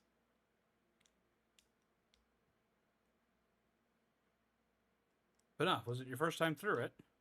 Also, can we get a link to Hesitating Cobra in both the chats, please? Get it both in the in the Twitch chat and the YouTube chat. I greatly appreciate that. I haven't gone through my normal YouTuber stuff, and I feel bad because I should. Just my brain's just not all here.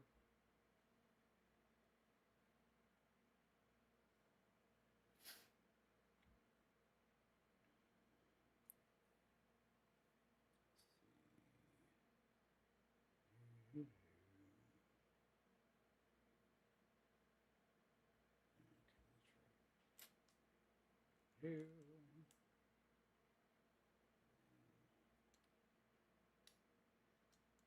okay. Wait, what's okay?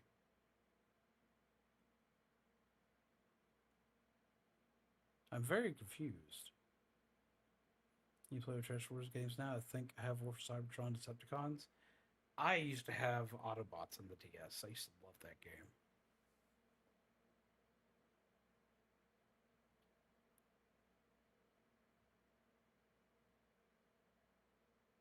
So, Pat, you're only 1,219,875,480 seconds old and getting older by the second. Thank you for reminding me. Lord, when you put it that way, that doesn't help.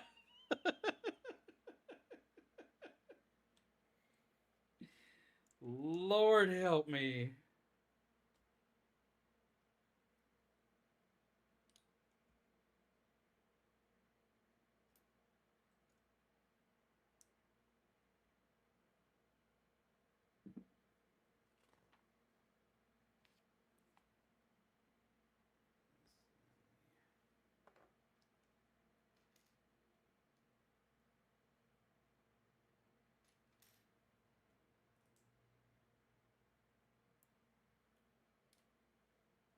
She had Autobots, but it was lost to time.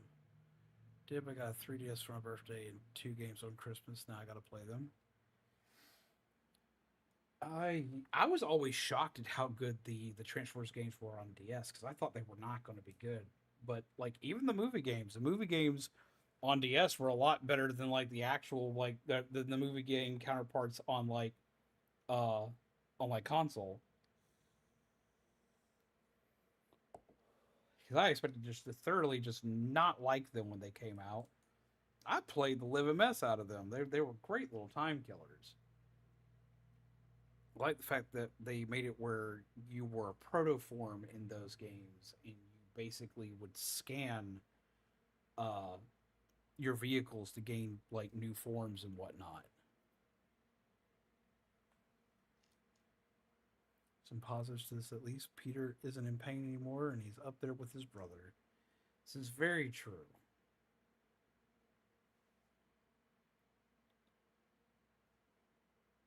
I think part of the reason why I'm so sad about everything is not only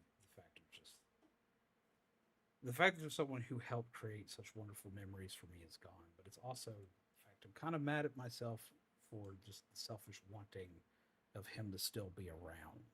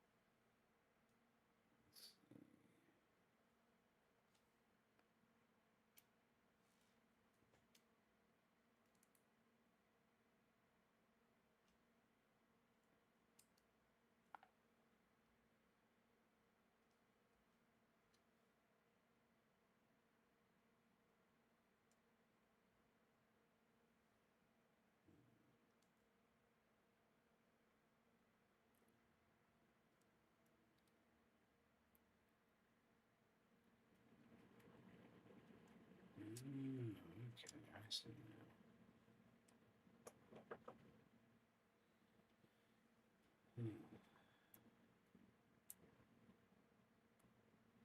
You know what I really want right now? Some stroganoff. I haven't got to make stroganoff in a very long time. That's like the best freaking comfort food.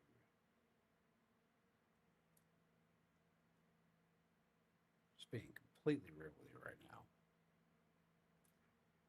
I think that would be delicious.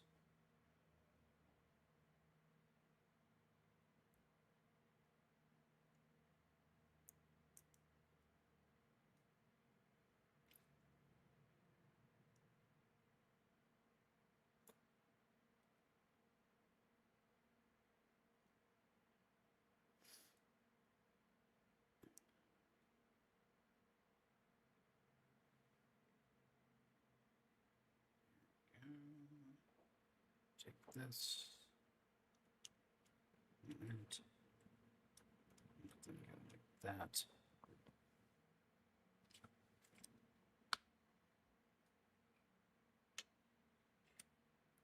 This can go on here.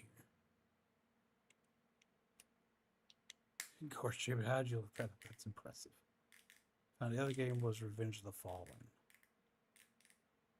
A lot of us wanted him to stay as Prime, but I'm just glad he's resting peacefully now, knowing that he will always be remembered as Optimus and no one can replace him. Now, I will say, even though this is a day of remembering Peter Cullen and the things that he did that made our lives a lot better, honestly, or at least a lot more entertaining. There have been other voice actors that have done the voice of Prime, and they're not bad. The one that kind of shocks me the most was Thor, Chris Hemsworth with Transformers 1. I heard he was going to be Optimus. I was like, oh, no, absolutely not. And I was wrong. I was super wrong. Just going to be real. He did a really good job. Hell, my favorite, like, even though I love the original series and I love the original movies, my favorite series of Transformers ever was Transformers Animated. I can't remember the voice actor's name now, but the guy who did Prime for that was actually really good because he was a young Optimus Prime in that series. And he did a really good job. So there are other people that can wear the mantle and that can wear it well. Peter Cullen inspired a lot of people and inspired people that could eventually take up that mantle too.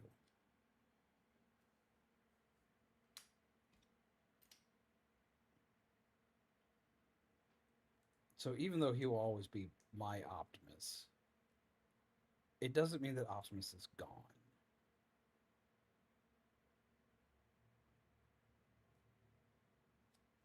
You know?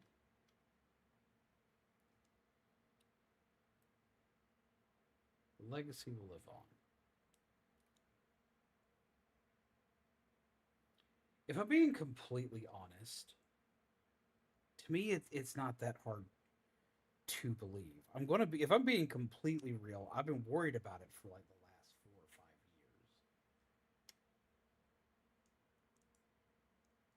years. He was getting on up there in age. He was having issues with his health, or from what I'd heard anyway. And things were just kind of rough. So like, this honestly, I would still be upset.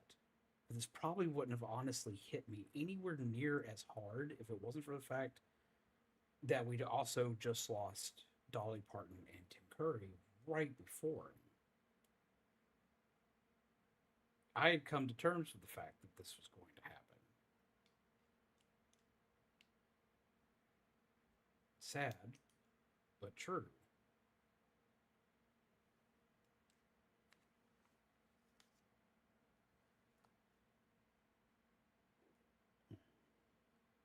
not something I ever wanted to admit to knowing was eventually going to happen. But I mean, it's one of those things where the writing is sadly on the wall for it.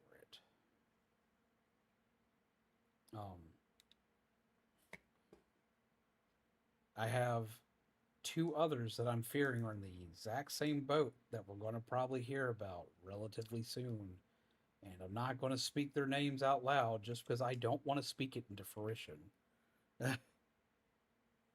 Some of the voices he's done. Did you know he's Thaddeus in Invincible. He's Thaddeus. He's Eeyore. He's the narrator in Voltron. Like, he's in a bajillion different things.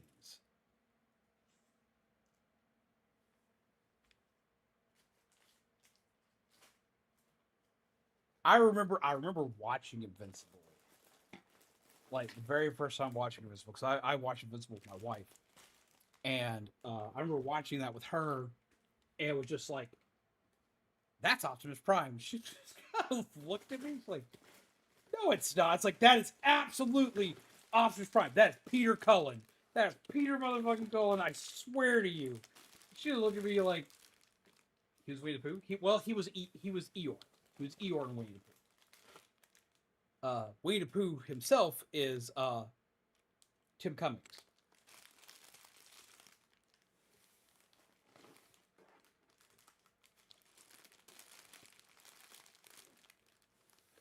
He also did promos for Early Tsunami. Yeah, he did the promos for Early Tsunami. Tim Cummings. He's been everything. That guy's been Winnie the Pooh. He's been Ray from The Princess and the Frog. He's Ed from The Lion King, as well as he does the ending part of the song to be prepared, because his original voice actor for Scar blew his voice out singing that song. He's Pocahontas' dad. He's Darkwing Duck. He's Cat from Cat Dog. He's the Terror Mask in Splatterhouse. I never thought I'd see the day I saw that man say fuck, but he says fuck a lot in that game. Hearing the voice of Winnie the Pooh say fuck is a spiritual experience you'll only get to have once in your life, and you need to go have it. Fair Ironhide moment is when he says bad mojo to Sam's Chihuahua.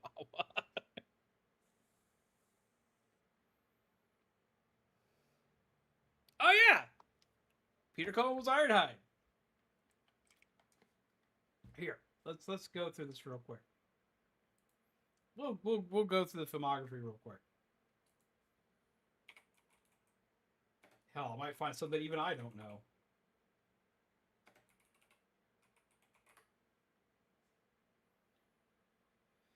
Let's see.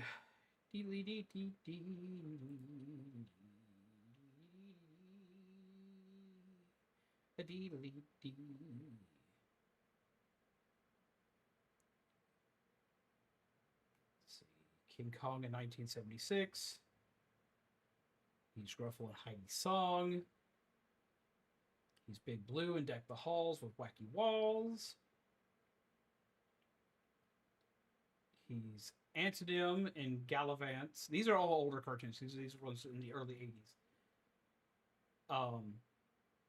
He's 1359, Voyage of the Rock Aliens. He does special vocal effects in Gremlins. Like a lot of like the weird vocal inflections in Gremlins, he does those. He's additional voices in robotics. He's Arthur Ravenscroft from Bigfoot and the Muscle Machines. Okay, this is the one that's going to trip out a lot of people. Who's my favorite Transformer? My favorite Transformer, I have 3. No, I have 4 Autobots, and I have 2 Decepticons. In order of favorite, it's Optimus, then Grimlock, then Hot Rod, and then Blaster, which is the Autobot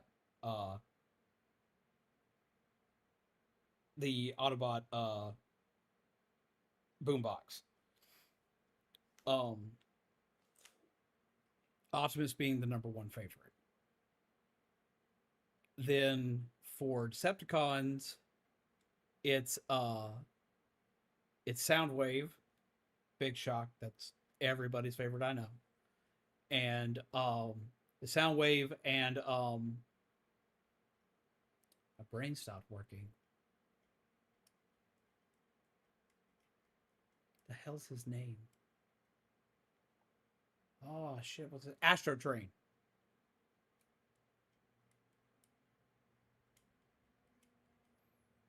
There's a transfer name. Yes, I did. Yes, I did. Don't remember Blaster.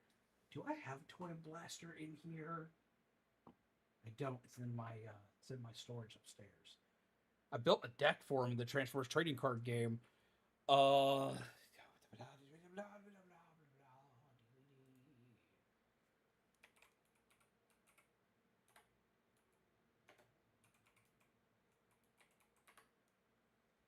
Blaster.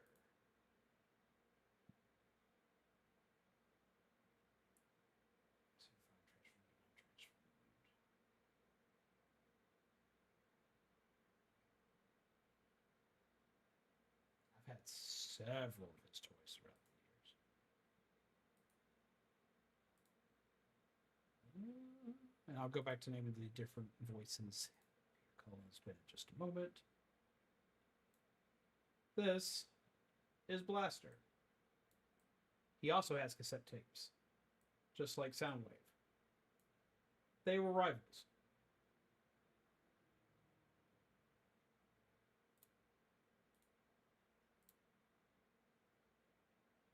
I used to have one of the anniversary versions of this toy. I was sad I had to sell it. I went through some shit and I had to sell it and I didn't want to. But ta-da!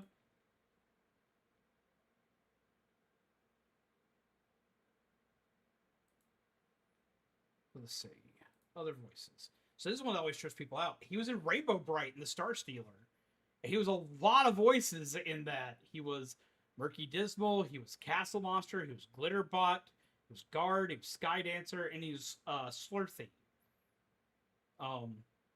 Then for Voltron Fleet of Doom, he's Hutch, Commander James Hawkins, Corrin, King Alfor, and the narrator.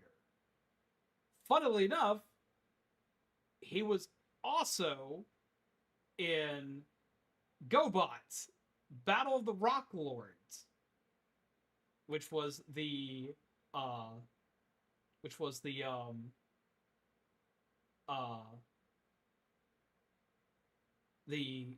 competitor to Transformers, as Pincher, Tombstone, and Stones. He's also in the '86 My Little Pony the movie as Grundle and which I can never pronounce his name. And of course he's in Transformers the movie, which is Optimus Prime and Ironhide. He's in King Kong Lives as King Kong. In the G.I. Joe movie, he is Xandar, Nemesis Enforcer, and Scientist as additional voices. Okay, here's going to be the one that's going to really trip people out. He's the Predator in the Predator '87 movie, like the weird vocal inflection and everything he does. He's the Predator. He's in Rockin' with Judy Jetson as Gruff, Commander Comsat, and Bouncer. Have a wonderful night, Super DK. In Yogi Bear and the Invasion of the Space Bears, he's Ranger Rubido. And Vitor the Starfire Champion, he's Mizor and Chief Eldor.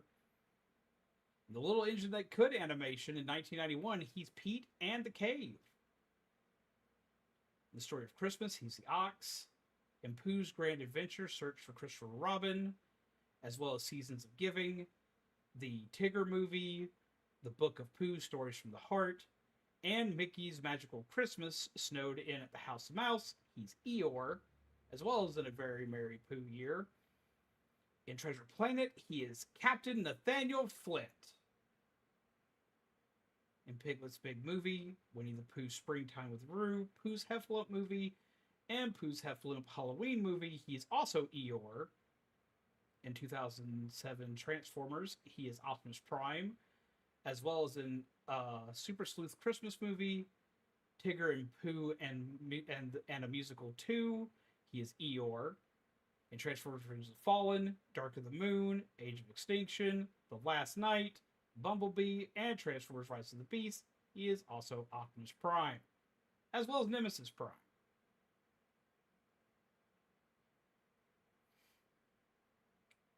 And then for TV series, he's in the Smothers Brothers Comedy Hour and the Bobby Gentry Show as an announcer. In Mighty Man and Yunk, he's Brandon Brewster and Mighty Man, as well as in Scooby-Doo and Scrappy-Doo, he plays additional voices in that series. A lot of people from Scooby-Doo wound up in Transformers.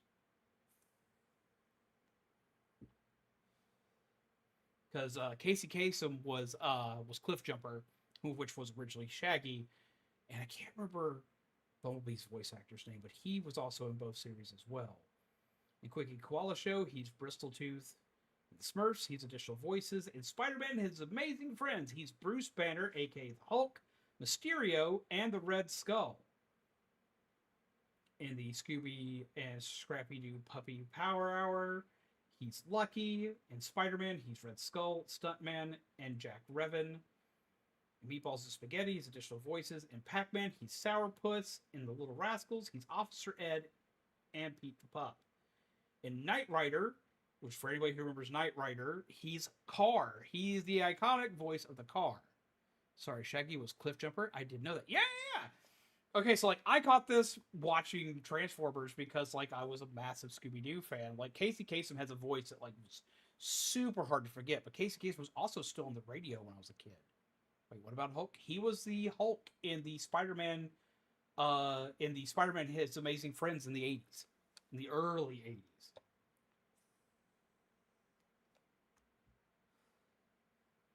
In the TV series Monchi Cheese, he's Shrieker, Snitchit, and Gonker. In Puppy's Further Adventures, he's Lucky. The Biscuits, he's Dogfoot, Fang, and Scratch. In Saturday Supercade, he's Mario, as well as Donkey Kong in a couple segments. The Dukes, he's additional voices. Mr. T, he's additional voices. Dungeons & Dragons, he's Venger. Dragon's Lair, he's Bertram and Sir Hubert Blunt. Lord Dragon's Lair, that hurts my feelings. Heathcliff and the Cadillac Cats, he's additional voices. And the Snorks, he's additional voices. Voltron, Defender of the Universe, he's Corin, Kang Alfor, and the narrator. Rainbow Bright, he's Murky Dismal. Alvin and the Chipmunks and Lucky Luke, he's additional voices. In Transformers, okay, so here's the thing, because everyone's just finding out he's Ironhide. No. Here's the thing with Peter Cullen in the Transformers series. He is Optimus Prime, Ironhide, Streetwise, Wingspan, Slugslinger, and Nightstick. He is a plethora of characters in Transformers. In the 13 Ghosts of Scooby-Doo, he is Maldor the Malevolent, as well as Zimbulu. In Challenge of the GoBots, he's Spoiler, Tank, and Pincher. In Superpowers Team Galactic Guardians, he's Felix Faust. In G.I. Joe Real American Hero, he's Airborne, Raymar, and Xandar. In the Jetsons, he provides additional voices. Moondreamers, he's Egon and additional voices. Rambo, The Force of Freedom, he's Sergeant Havoc, Razor, and additional voices. He's also in Muppet Babies. He's Sore Elbow, Smoggy the Bear, and Football Bear. In Ghostbusters, he is Eddie Spencer Jr., Eddie Spencer Sr., Haunter, and Floatsart. Then he's in Pound Puppies as Captain Slaughter. He's in the New Adventures of Johnny Quest as Patch. Hey, look, it's me. In Foofer, he is Baby the Rat, Vinny the Cat. In My Little Pony, he's Captain Crab Nasty. In Brave Star, which no one remembers Brave Star, it was a phenomenal cartoon. He's Dr. Winston, Dr. Watson, and Hack. In DuckTales, he is Admiral Grimmets, Bank Job Beagle, Mad Dog McGurk, and Lestrid. In Little Wizards, he's Renwick and various characters. In the real Ghostbusters, which these are two completely different cartoons. And boy, do they have a hell of a past between the two. Ghostbusters and the real Ghostbusters are two separate cartoons. Ghostbusters was a cartoon made by Hanna-Barbera back in the mid 80s, and it was made as kind of a middle finger to the Ghostbusters movie. Because they were originally working on a cartoon with the Ghostbusters and all this, that, and the other, but things went horribly sideways, and people weren't going to get paid properly, so they're like, you know what, screw it, we're going to make our own Ghostbusters, and it's going to come out before your Ghostbusters cartoon during the time frame that your movie's out, so we're going to get all of our stuff the way we're going to do it. The real Ghostbusters, aptly named the real Ghostbusters because of the movie and everything else, and kind of a middle finger to the other cartoon studio, because these cartoon studios were warring for a hefty amount of time. He is Dr. Destructo, and he's a police officer. Yes, he was in DuckTales. Who the hell is Nightstick? Okay, so fun fact about Transformers back in the 80s TV series, there was a rule. Every Transformer had to have an episode. Had to have an episode where they got to appear for at least a little bit of time. So one sec. Who the hell is Nightstick? Nightstick gets no love in Transformers. He's from the Headmasters series as far as the toy line is concerned, but he always turns into a gun. Like, that's it. He's a gun, kind of like Megatron, except for he's basically Minicon sized. He appears at like damn near nothing. Here. This is Nightstick. No one's gonna recognize him because this was season 3 of Transformers. This is Nightstick. Another role of Peter Cullen. I think at this point I would just say fuck Nintendo to use it for Pokemon. So that's Nightstick.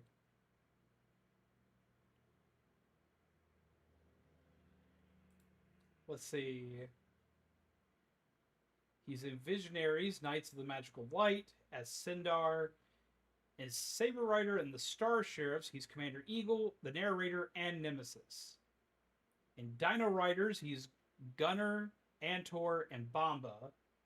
In the Wonderful World of Disney, he's the Sorcerer. In the new Yogi Bear show, he's Ranger Rubido. In Teenage Mutant Ninja Turtles, he's Smash, he's a random mugger, and he's Napoleon! New Adventures of Winnie the Pooh, of course, he's Eeyore. Disney's Adventures of the Gummy Bears, he's Kerwin the Conqueror and Gritty. I did not know that one. And Rude Dog and the Dweebs, he's Herman and Winston. In Chippendale Rescue Rangers, which is another one of his more notable roles, he is Monterey Jack. He is also Meps, Officer Kirby, Officer Muldoon, and additional voices. And if you're looking to get a copy of Chippendale Rescue Rangers, like the entire season, the Blu-ray for it has been showing up on Walmart in clearance for like $15. I bought that recently. Universe Cyclonus and Nightstick are awesome figures. They are. They absolutely are. Also, hello, Johnny. How are you?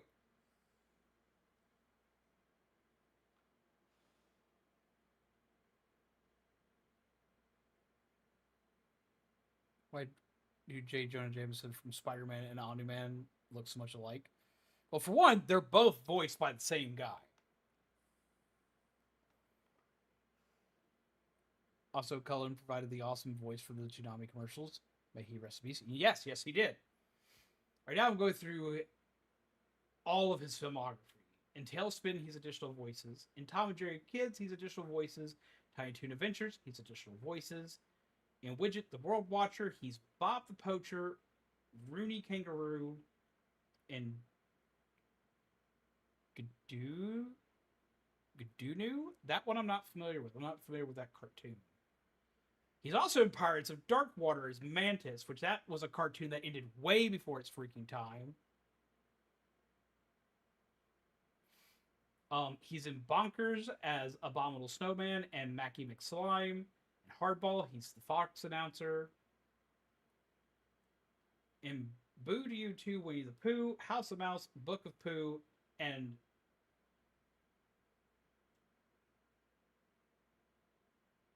they put Megas XLR right here and it tripped me out. It's not the same character. He's Eeyore in those cartoons. In Megas XLR, he's Zanzor and Clar.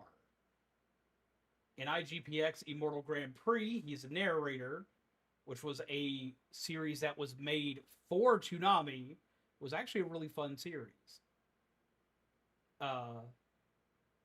In New Friends Tigger and Pooh, he's Eeyore. In Knight Rider, he is again Car. In Bizarre Dinosaurs, he's a narrator. In Transformers Prime, he is Optimus Prime, Orion Pax, Nemesis Prime, and Viacon. Which Viacon are like the extra like little dudes. He was also he also voiced in the 2014 Kids Choice Awards for Optimus Prime. He was in Transformers Rebels in Disguise, Optimus Prime. In Doc McStuffins, he's Eeyore. In Transformers Titans Return, he's also Optimus Prime. In The Toys That Made Us, he is himself and Optimus Prime. He's Optimus Prime in Transformers Power of the Primes. In Rise of the Teenage Mutant Ninja Turtles, he's the Yokai Counselor, #1. In Invincible, he's Thaddeus. And The Masked Singer, he does the Optimus Prime voice. Episode, Transformers Night. Yes, he is in The Masked Singer. As far as video games go, for the most part, he's just Optimus Prime. Though he does still play Eeyore in Piglet's Big Game and Disney Magical World 2. He's also the narrator in Crystal Crisis, and he's also Optimus Prime again in Fortnite Battle Royale. For all the games that he has been the voice of Prime in, it is Transformers the Game, Transformers Autobots, Transformers Revenge of the Fallen Autobots, War for Cybertron, Cybertron Adventures, Dark of the Moon, Fall of Cybertron, Prime the Game, Rise of the Dark Spark, and Devastation, as well as Earth Wars. He is also Optimus Prime for the theme park ride, Transformers The Ride 3D. And that's it. That is everything he's voiced in. Is that a remake of Knight Rider? I think so. And also, welcome, Johnny. I'm sorry we're not meeting under better circumstances, but I appreciate you coming in. Come, sit, chill, hang out for a bit. Sorry to go on a little long tangent, but like I love going through this kind of stuff with peeps. I get really excited to do this kind of stuff with peeps.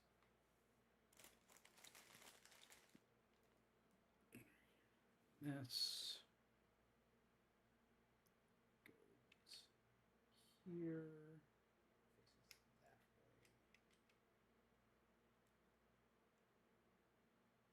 So far, we're a good ways into it. It's got a ton of pizza though. We're only on bag 3. This may be continued tomorrow, depending on how far we get. Lord help me.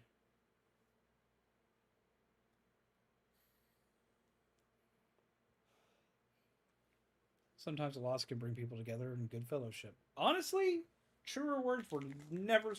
There were truer words never spoken there, my friend. That is the truest thing I've heard all day.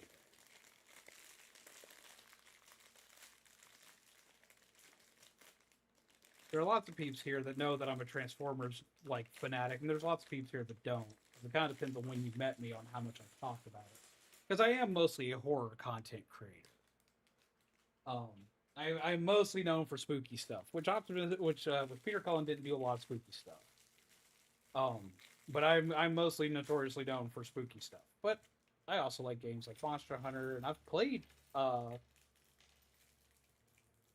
War for Cybertron on the channel before too. I almost did Devastation today, but I've been sitting on this Lego for Lord. I've been sitting on this Lego for about 3 years now, so it was kind of time to get it done, especially given the circumstances of everything.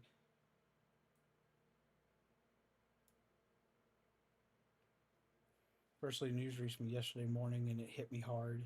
Big Transformers fan myself. Same.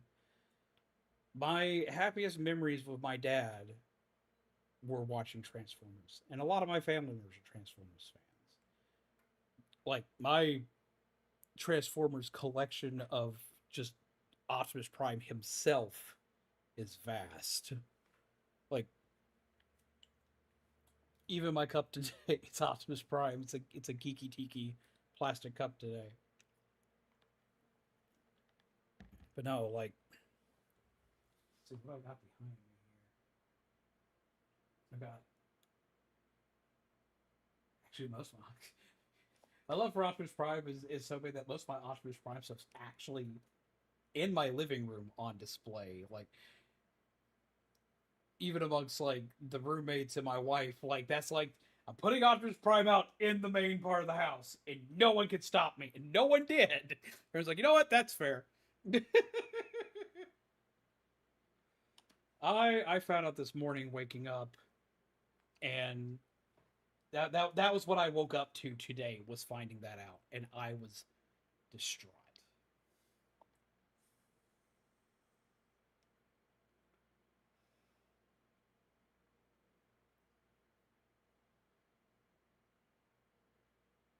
I chose Johnny Bravo as my profile pic because it's funnier and more memorable. See, I knew the name Johnny Ohm. Whereas I got Steve, but I can't get it because of goddamn broken. Lord, I understand that.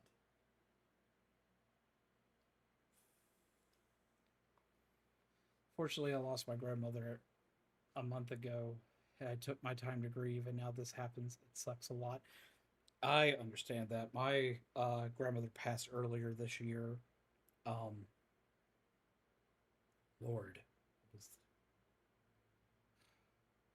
trying to remember exactly when it happened. My brain's not working with me as well as it should be today. I was my grandmother's caretaker for a very long time.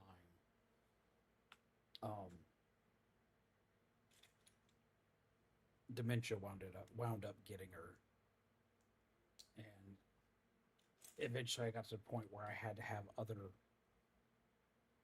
healthcare helpers come in and help me because there's only so much I could do.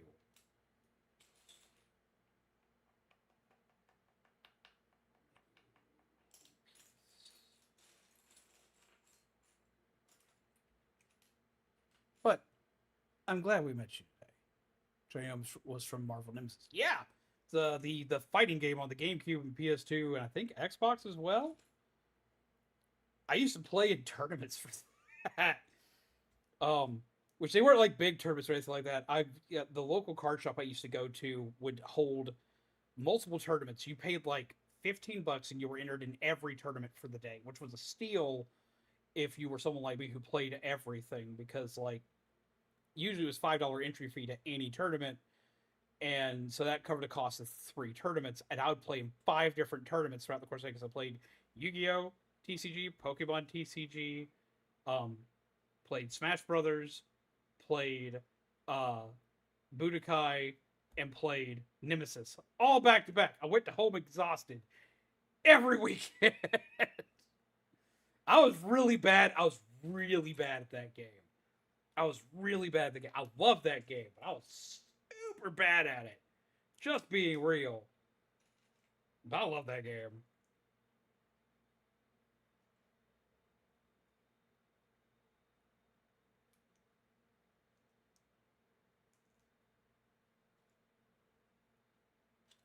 Well, it was a rough time, but because I was the one who was taking care of her for so long, I had time to come to terms with what was happening. And it sadly wasn't my first rodeo dealing with that kind of thing, because my grandfather went the same way. Um, which every time I tell people that, everyone freaks out because everyone's like, "Oh, no, that means you're screwed too soon," and that's not actually the case. My grandfather wasn't related to me biologically, and my grandmother's dementia was caused by scarring on the brain. 'Cause my grandmother had suffered several strokes in her life. But no, as far as my family goes, I was kind of the lucky one. It was, it wasn't fun to go through everything that I had to go through with that, but because I was there and I was the one who was, I was probably the only one who wound up getting closure by the end.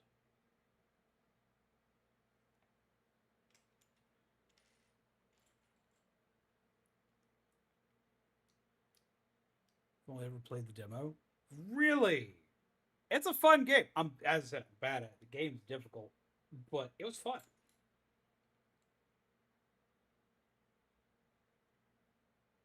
And it's one of those, like, if you have a retro console to play it, it's not expensive. Or at least it wasn't last time I saw it, because I think I saw it in the shop recently for like, I want to say I saw it in the shop recently for like $10.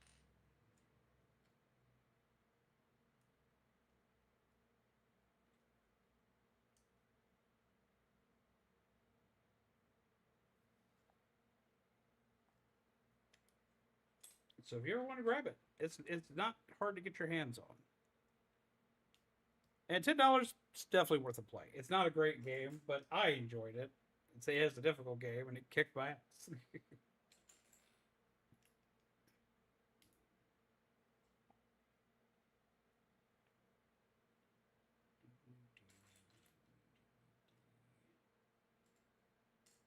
But no, I'm glad you came in tonight, though. And whether we see you a lot, or if this is the only time I got to see you, I'm happy for the time that I got to see you.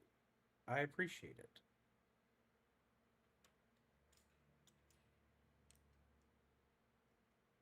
It's never easy dealing with this stuff when your grandparents have dementia. All I have left is one grandma. She has short term memory loss. Tends to ask the same question a lot, but I love her dearly. Cherish the moments you have with them. I know that kind of stuff can be rough to deal with, but at the same time, they're still your grandma. And even with the memory loss, they probably still think you're pretty freaking swanky.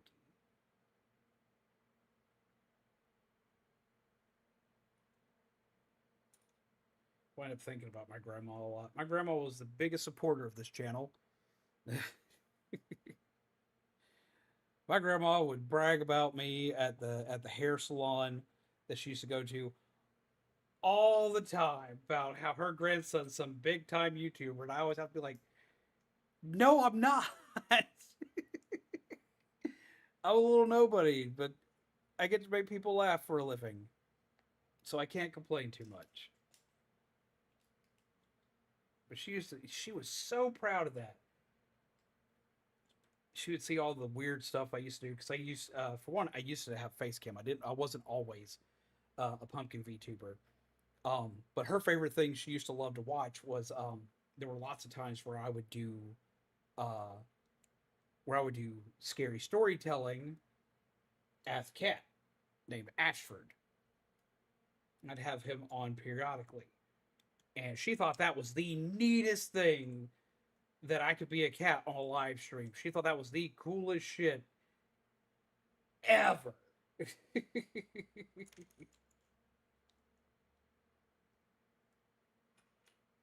She used to love that shit.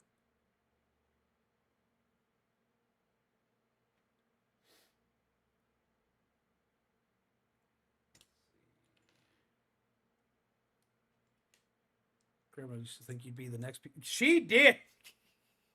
She did. She thought I was going to be the next big thing all the time. She's like, "You're going to make it big one day.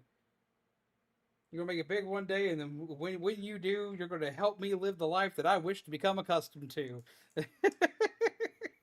want you to tell me all damn time.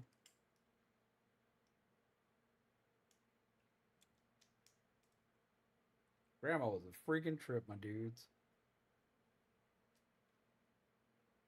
My grandma was also like freaking crazy though. My grandma had a stroke before I was born.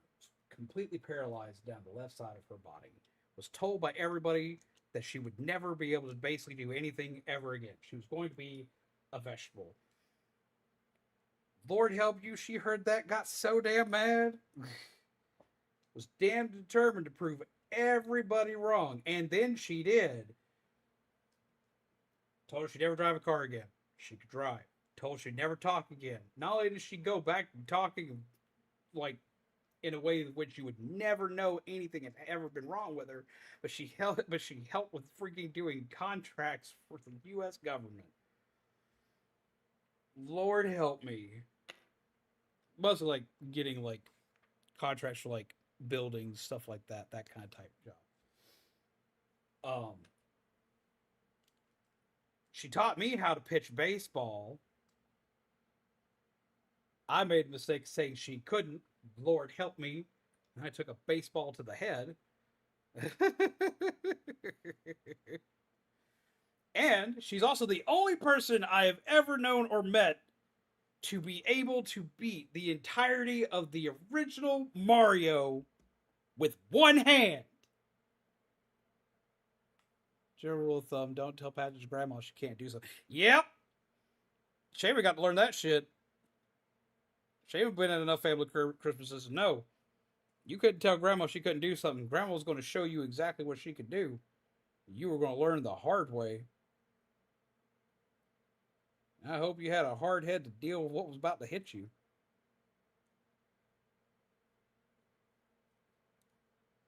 I hate putting on stickers.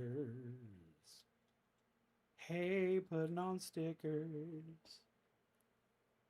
Don't forget a small piece where you make it. It's never going to happen. If it did, I wouldn't know what to do with myself.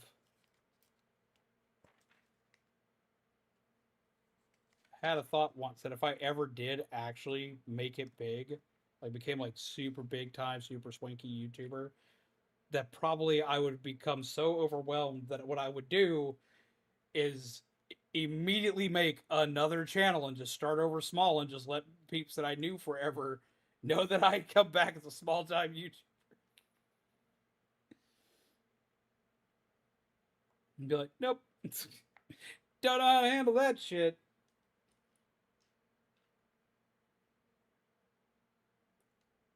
I'm not very big and I don't make a ton of money, but I make enough to keep the lights on, and to keep myself fed, and to help make my wife happy. And that's all I can really ask for.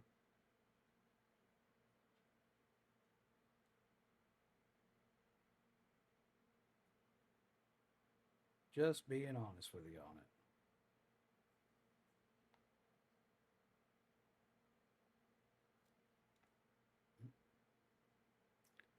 Got another piece.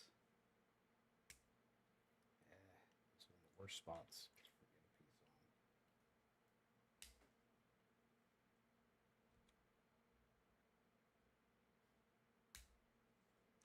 All right, you so-and-so.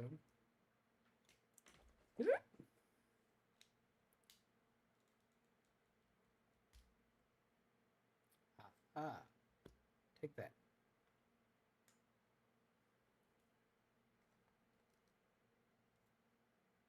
I know, I had that right anyway. Well, shoot.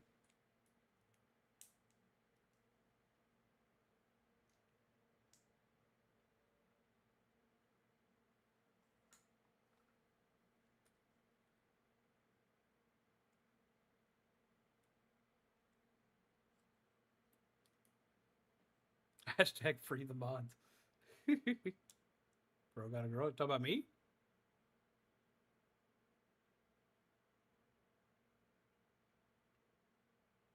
You talking about me? Bro, got a girl? Yes, yes, I do. I am happily married.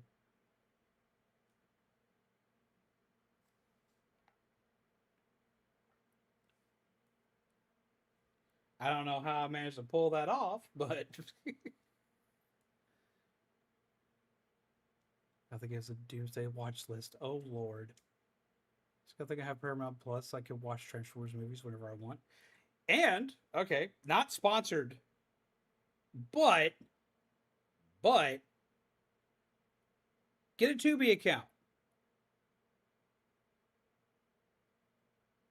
Tubi is free, and it has the entirety of the Transformers animated series. We're talking the original series, Beast Wars, Transformers Animated, Transformers Prime, all of it. Armada, Energon, all of it. You want to watch Transformers? It's on Tubi. And Tubi's free. Tubi's free. Tubi has ads, but Tubi's free. I can deal with ads if it's free.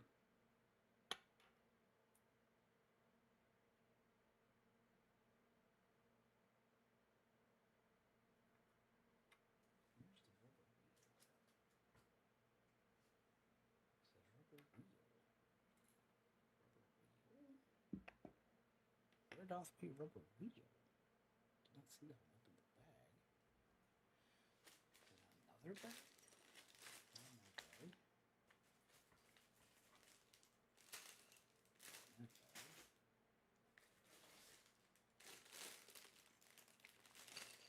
That's good.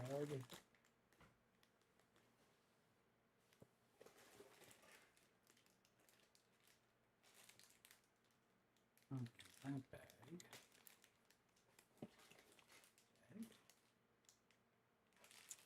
That's the accessories.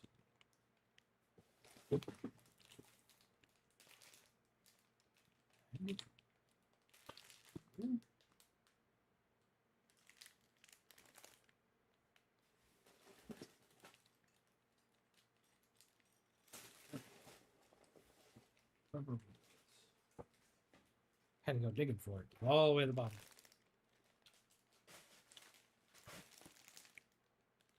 I think the dumbest reason to go to jail is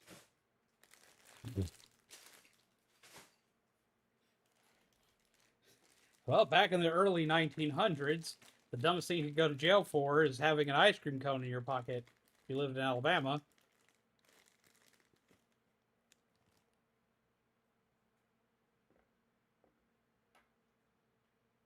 By far the dumbest thing I could think of. Tubi's awesome. I just wish they still had Sentai and Kamen Rider series. When did they take that off? Because like that was on there not that long ago. Back when they did the whole like Cartoon Network like Warner Brothers sling in, they still had all that.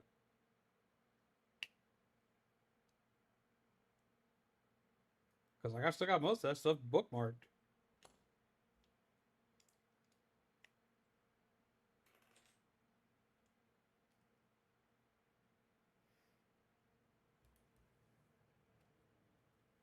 One sec. One sec. Beep.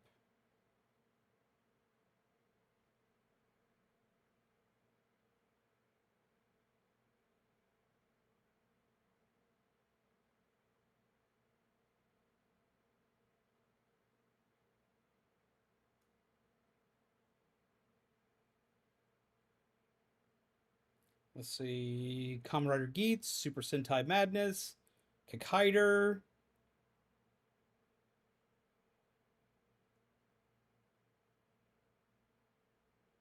Kamen Rider Kisei Generations, Kamen Rider 01. Have the English Kamen Rider, Kamen Rider Ryuki.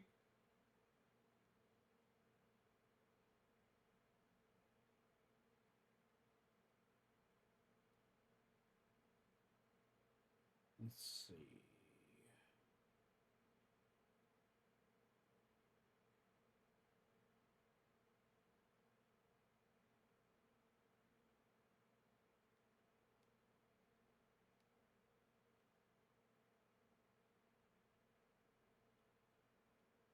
All the different Power Rangers, Beetleborgs.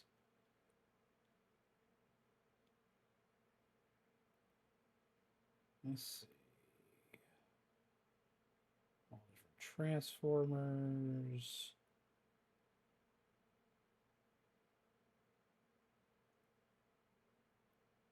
It does look like they got rid of a lot of the Super Sentai. That's depressing. There's still some left? Yeah, there are still some left. But apparently they did take a lot off. I mean, I know you can watch most of that on their respective YouTube channels now. That even has the Power Ranger helmets on the shelves? Yeah, wait. 1 second. So I actually have one that I took down recently because I was using it to show the sizing of my 3D printer to somebody. I had to use it for comparison. Give me a second.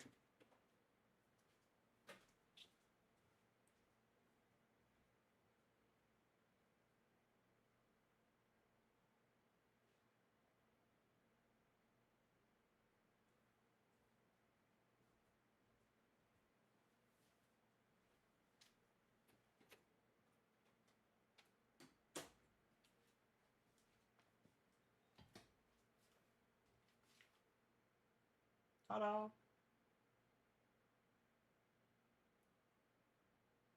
Tons of these. Got the red, the blue, the pink, the white.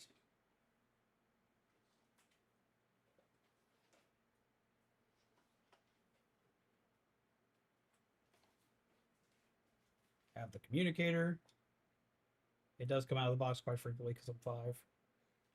Have morphers. I got like I have Power Rangers and Transformers stuff all over my office. Power Rangers, Transformers, and Star Wars is all over my office. As well as a ton of horror and Night Before Christmas stuff.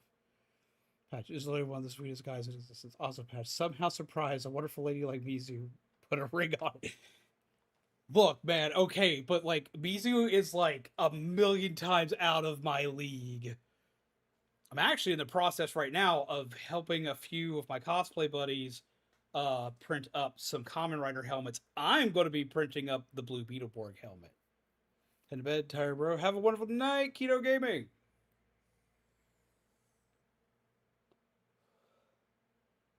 I am still upset the new Disney Plus Power Rangers got canceled. I am hyper upset about that. Ooh.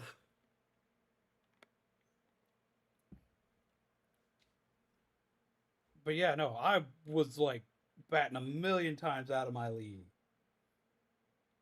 So how on earth that happened, I still don't know.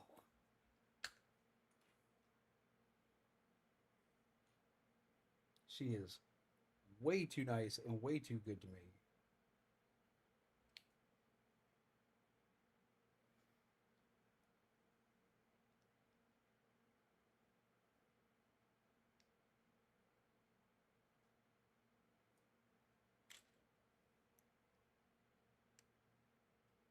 It's like being real, I didn't know I didn't know what it was like to be treated that way until her.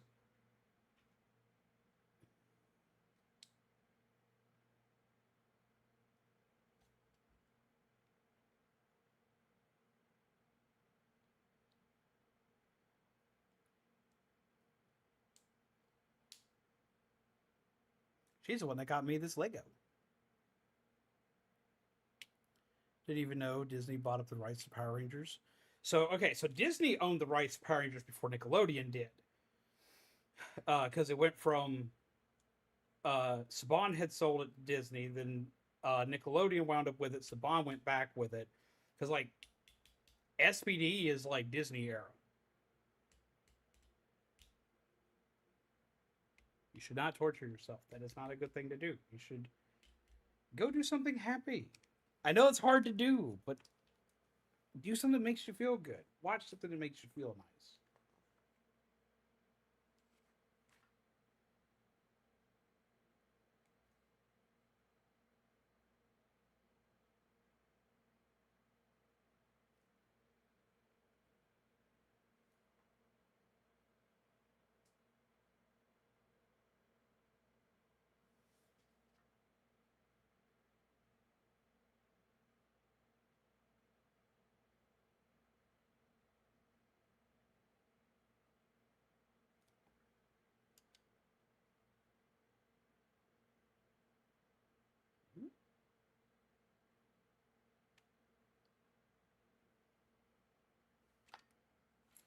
Okay, so it says do thing, but don't do thing. What is it telling me not to do?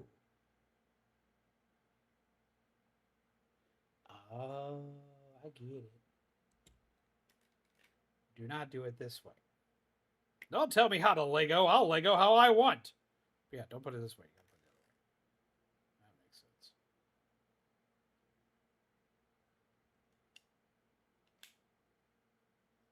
Ha ha! He has a leg. I get that, but if you keep torturing yourself, then you're not going to like. If you keep torturing yourself, then you're going to. It's going to just make it hurt more for longer. So make it hurt more for longer, and you won't be able to have your own sense of closure that you need. That everything's okay. You won't be able to like register the fact that everything's okay if you keep throwing your brain into turmoil. You gotta give your brain a moment to like relax. It's been beat up. It's been punched too much. You gotta let it rest a bit. You gotta let it relax a bit. I know it's hard to do, but you gotta.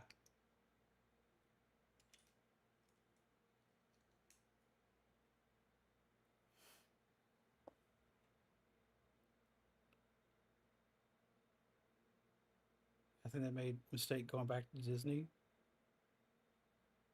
I honestly was excited for it because a lot of the Disney era was really good Power Rangers.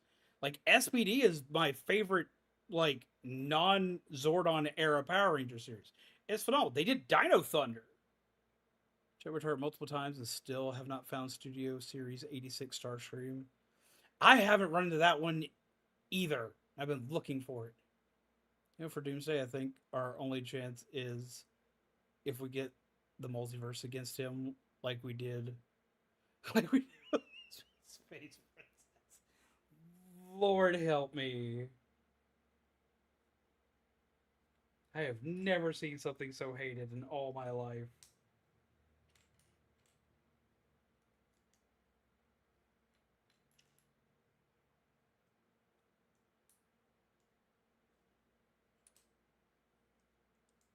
If you like weird multiversal chaos, though, you should check out DCKO. That comic series was phenomenal. You get to see the Joker run away from a bear.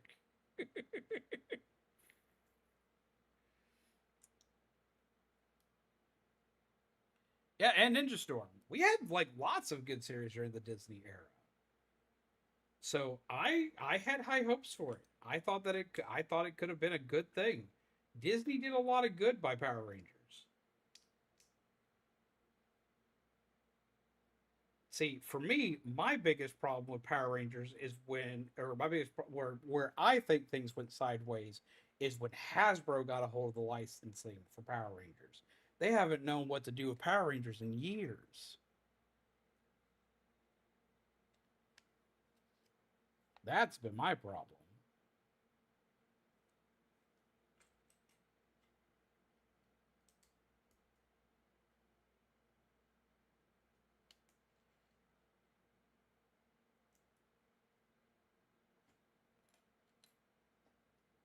Haven't seen more Wild Alliances. Doom Crossing.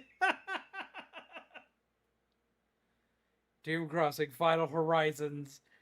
Oh, that was a day. Lord, that was a day. Let me go back and play Animal Crossing again. I miss Animal Crossing.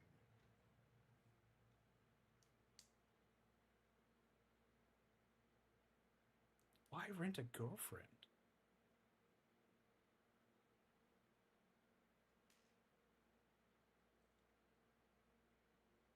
Rent a girlfriend is just what I could never get behind.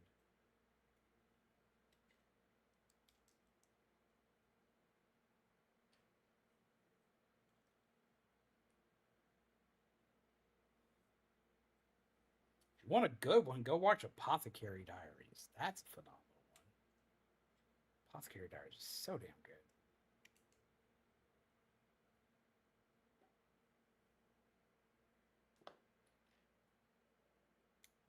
It is good shit, as they say. Who say? I say.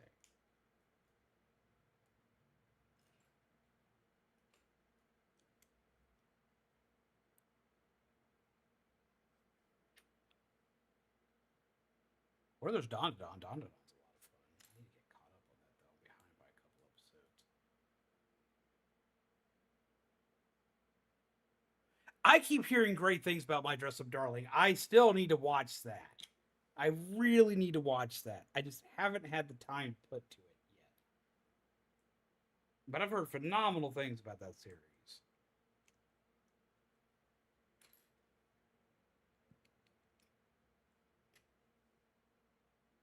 I just know I want to watch that one with Mizu, and our schedules haven't meshed very well to watch stuff together.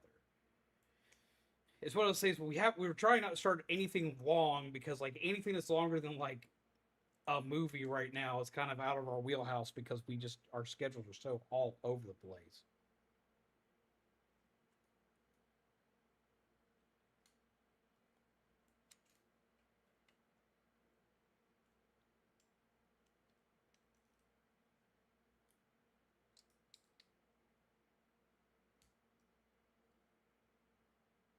What show is that?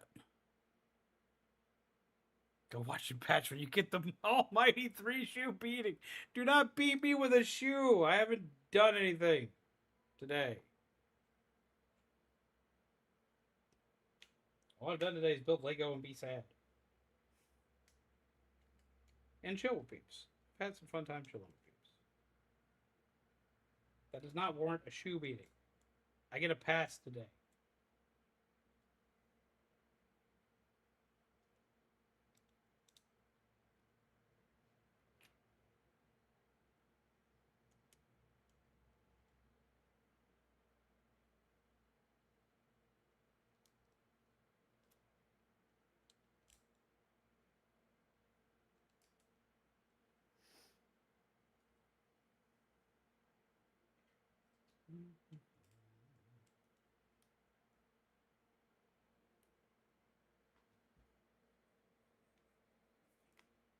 I was going to catch a ReZero.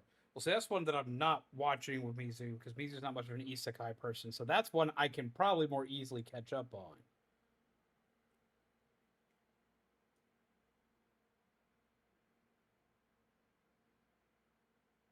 But I think Mizu would really like ReZero if she watched it. She just doesn't have an interest in it.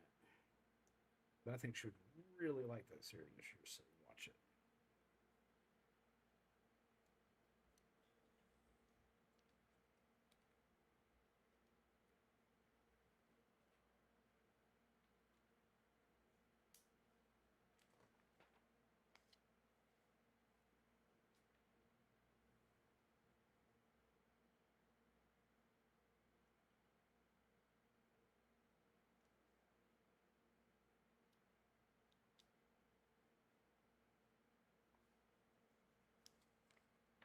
Did I forget that again?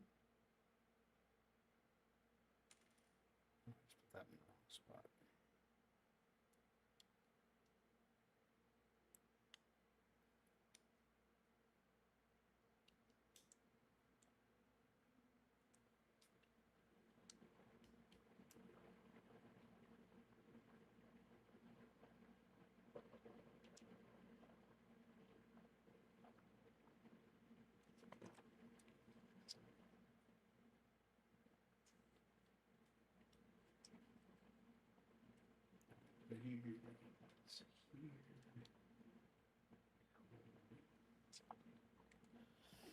And then tire.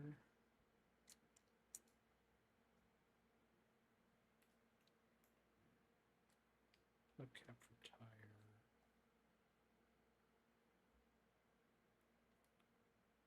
Jesus Christ, it's 2:30 already.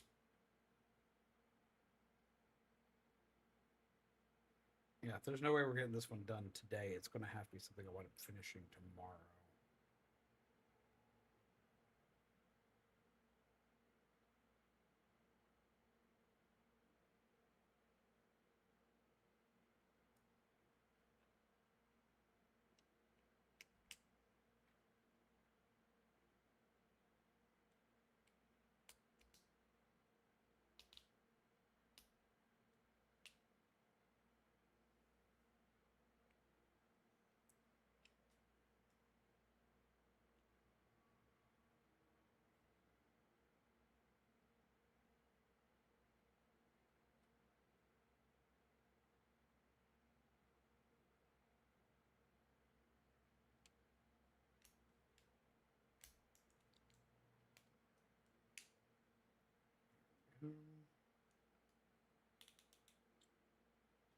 that way. And leg.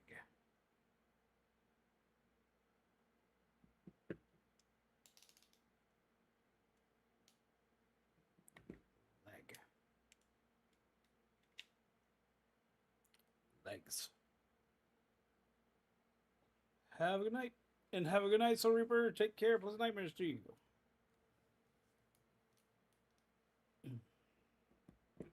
Yeah, we're a good ways into this, but like, let's see, just a complete Optimus, not including his freaking accessories. We still got like at least, we're on bag 4, so we got like 6 more bags. I started this incredibly late, so I'm gonna have to start. I'm gonna have to finish this up tomorrow. Does Lego transform? Yes, yes, it does. It fully transformed. Like, you have to forgive all the dust in the box because it's been sitting. But like, ta-da! Goes truck mode. Has like his energon axe and his gas blaster, everything.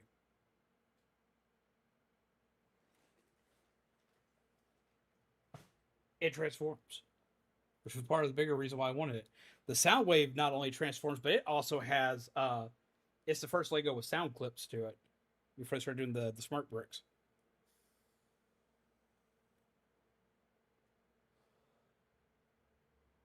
Just keep streaming until you finish it. You got the software update that only requires 15 minutes of sleep per day. Right. And the Bumblebee one transforms too. I know a lot of people complained on that one, but the reason why people complained on that one, people that wanted complaining about the Bumblebee one were people that didn't have a lot of Transformers growing up, because it transforms just like the toy Bumblebee did back in the day. I want that one so bad I can't see straight. I need to pick that up while I can still find it, because it's about to get to the point where I can't.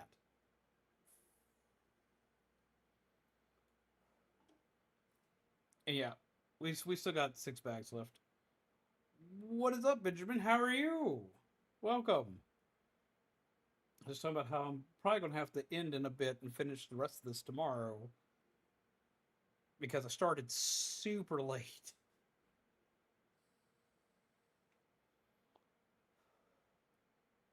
But how do you do? I hope you are well.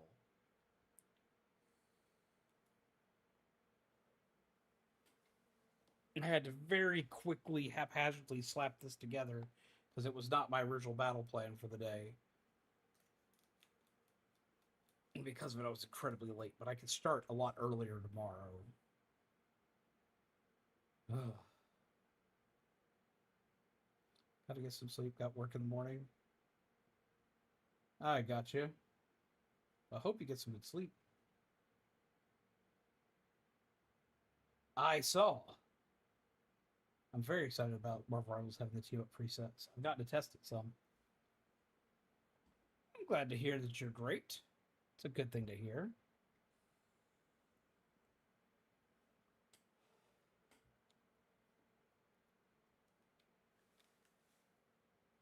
Sadly, though, we are probably going to have to end shortly.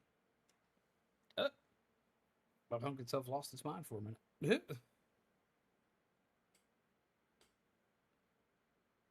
I'm going to try to struggle with insomnia. Lord, do I understand that? I wish I didn't, but I do.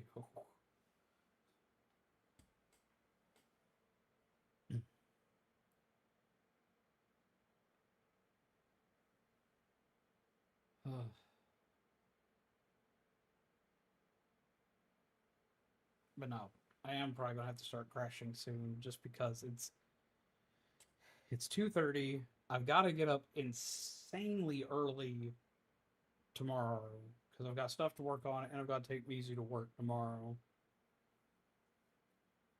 But I get to start a little bit earlier tomorrow since I have all my stuff already set up, because I'm just gonna use the same preset tomorrow.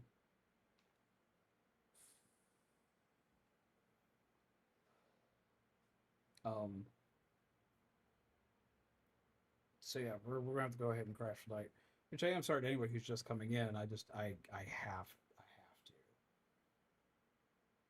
Ugh. But I do want to thank everyone for being here. I know that I was in kind of a rough state when we started. I was very sad. But I thank you all for being here and helping with that. Why, hello, Moss Vixen. I hope you have a wonderful night. Take it you've been lurking tonight. I appreciate. Hope you've enjoyed the stream.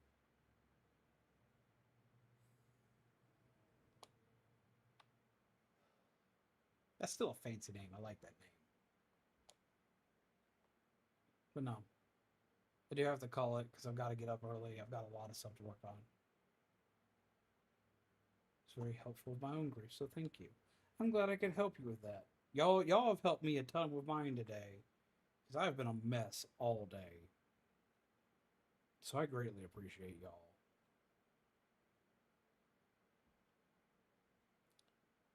But we're going to go ahead and call it here. This has been a good night. Even through all the chaos. I love the fact that the community can come together tonight. Goes to my house, locked me out again. Wait, are you locked outside right now?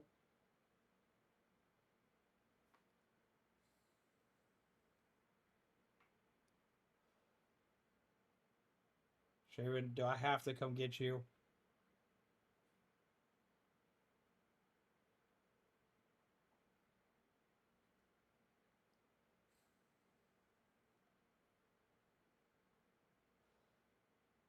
Had to take the dog out with my sister-in-law's up. Okay. At least your sister-in-law is up, so at least you have a way back in the house.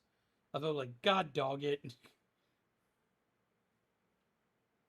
Oh, I didn't get to show you all this before we go. I got something to show you. You know, I have tons of notebooks and stuff. Look, I have the one I made myself that I carry around with me everywhere. I acquired another one. Not like I need another one, but look, it's a Lego brick. A Lego brick. And on the side of it, it has a Lego pin.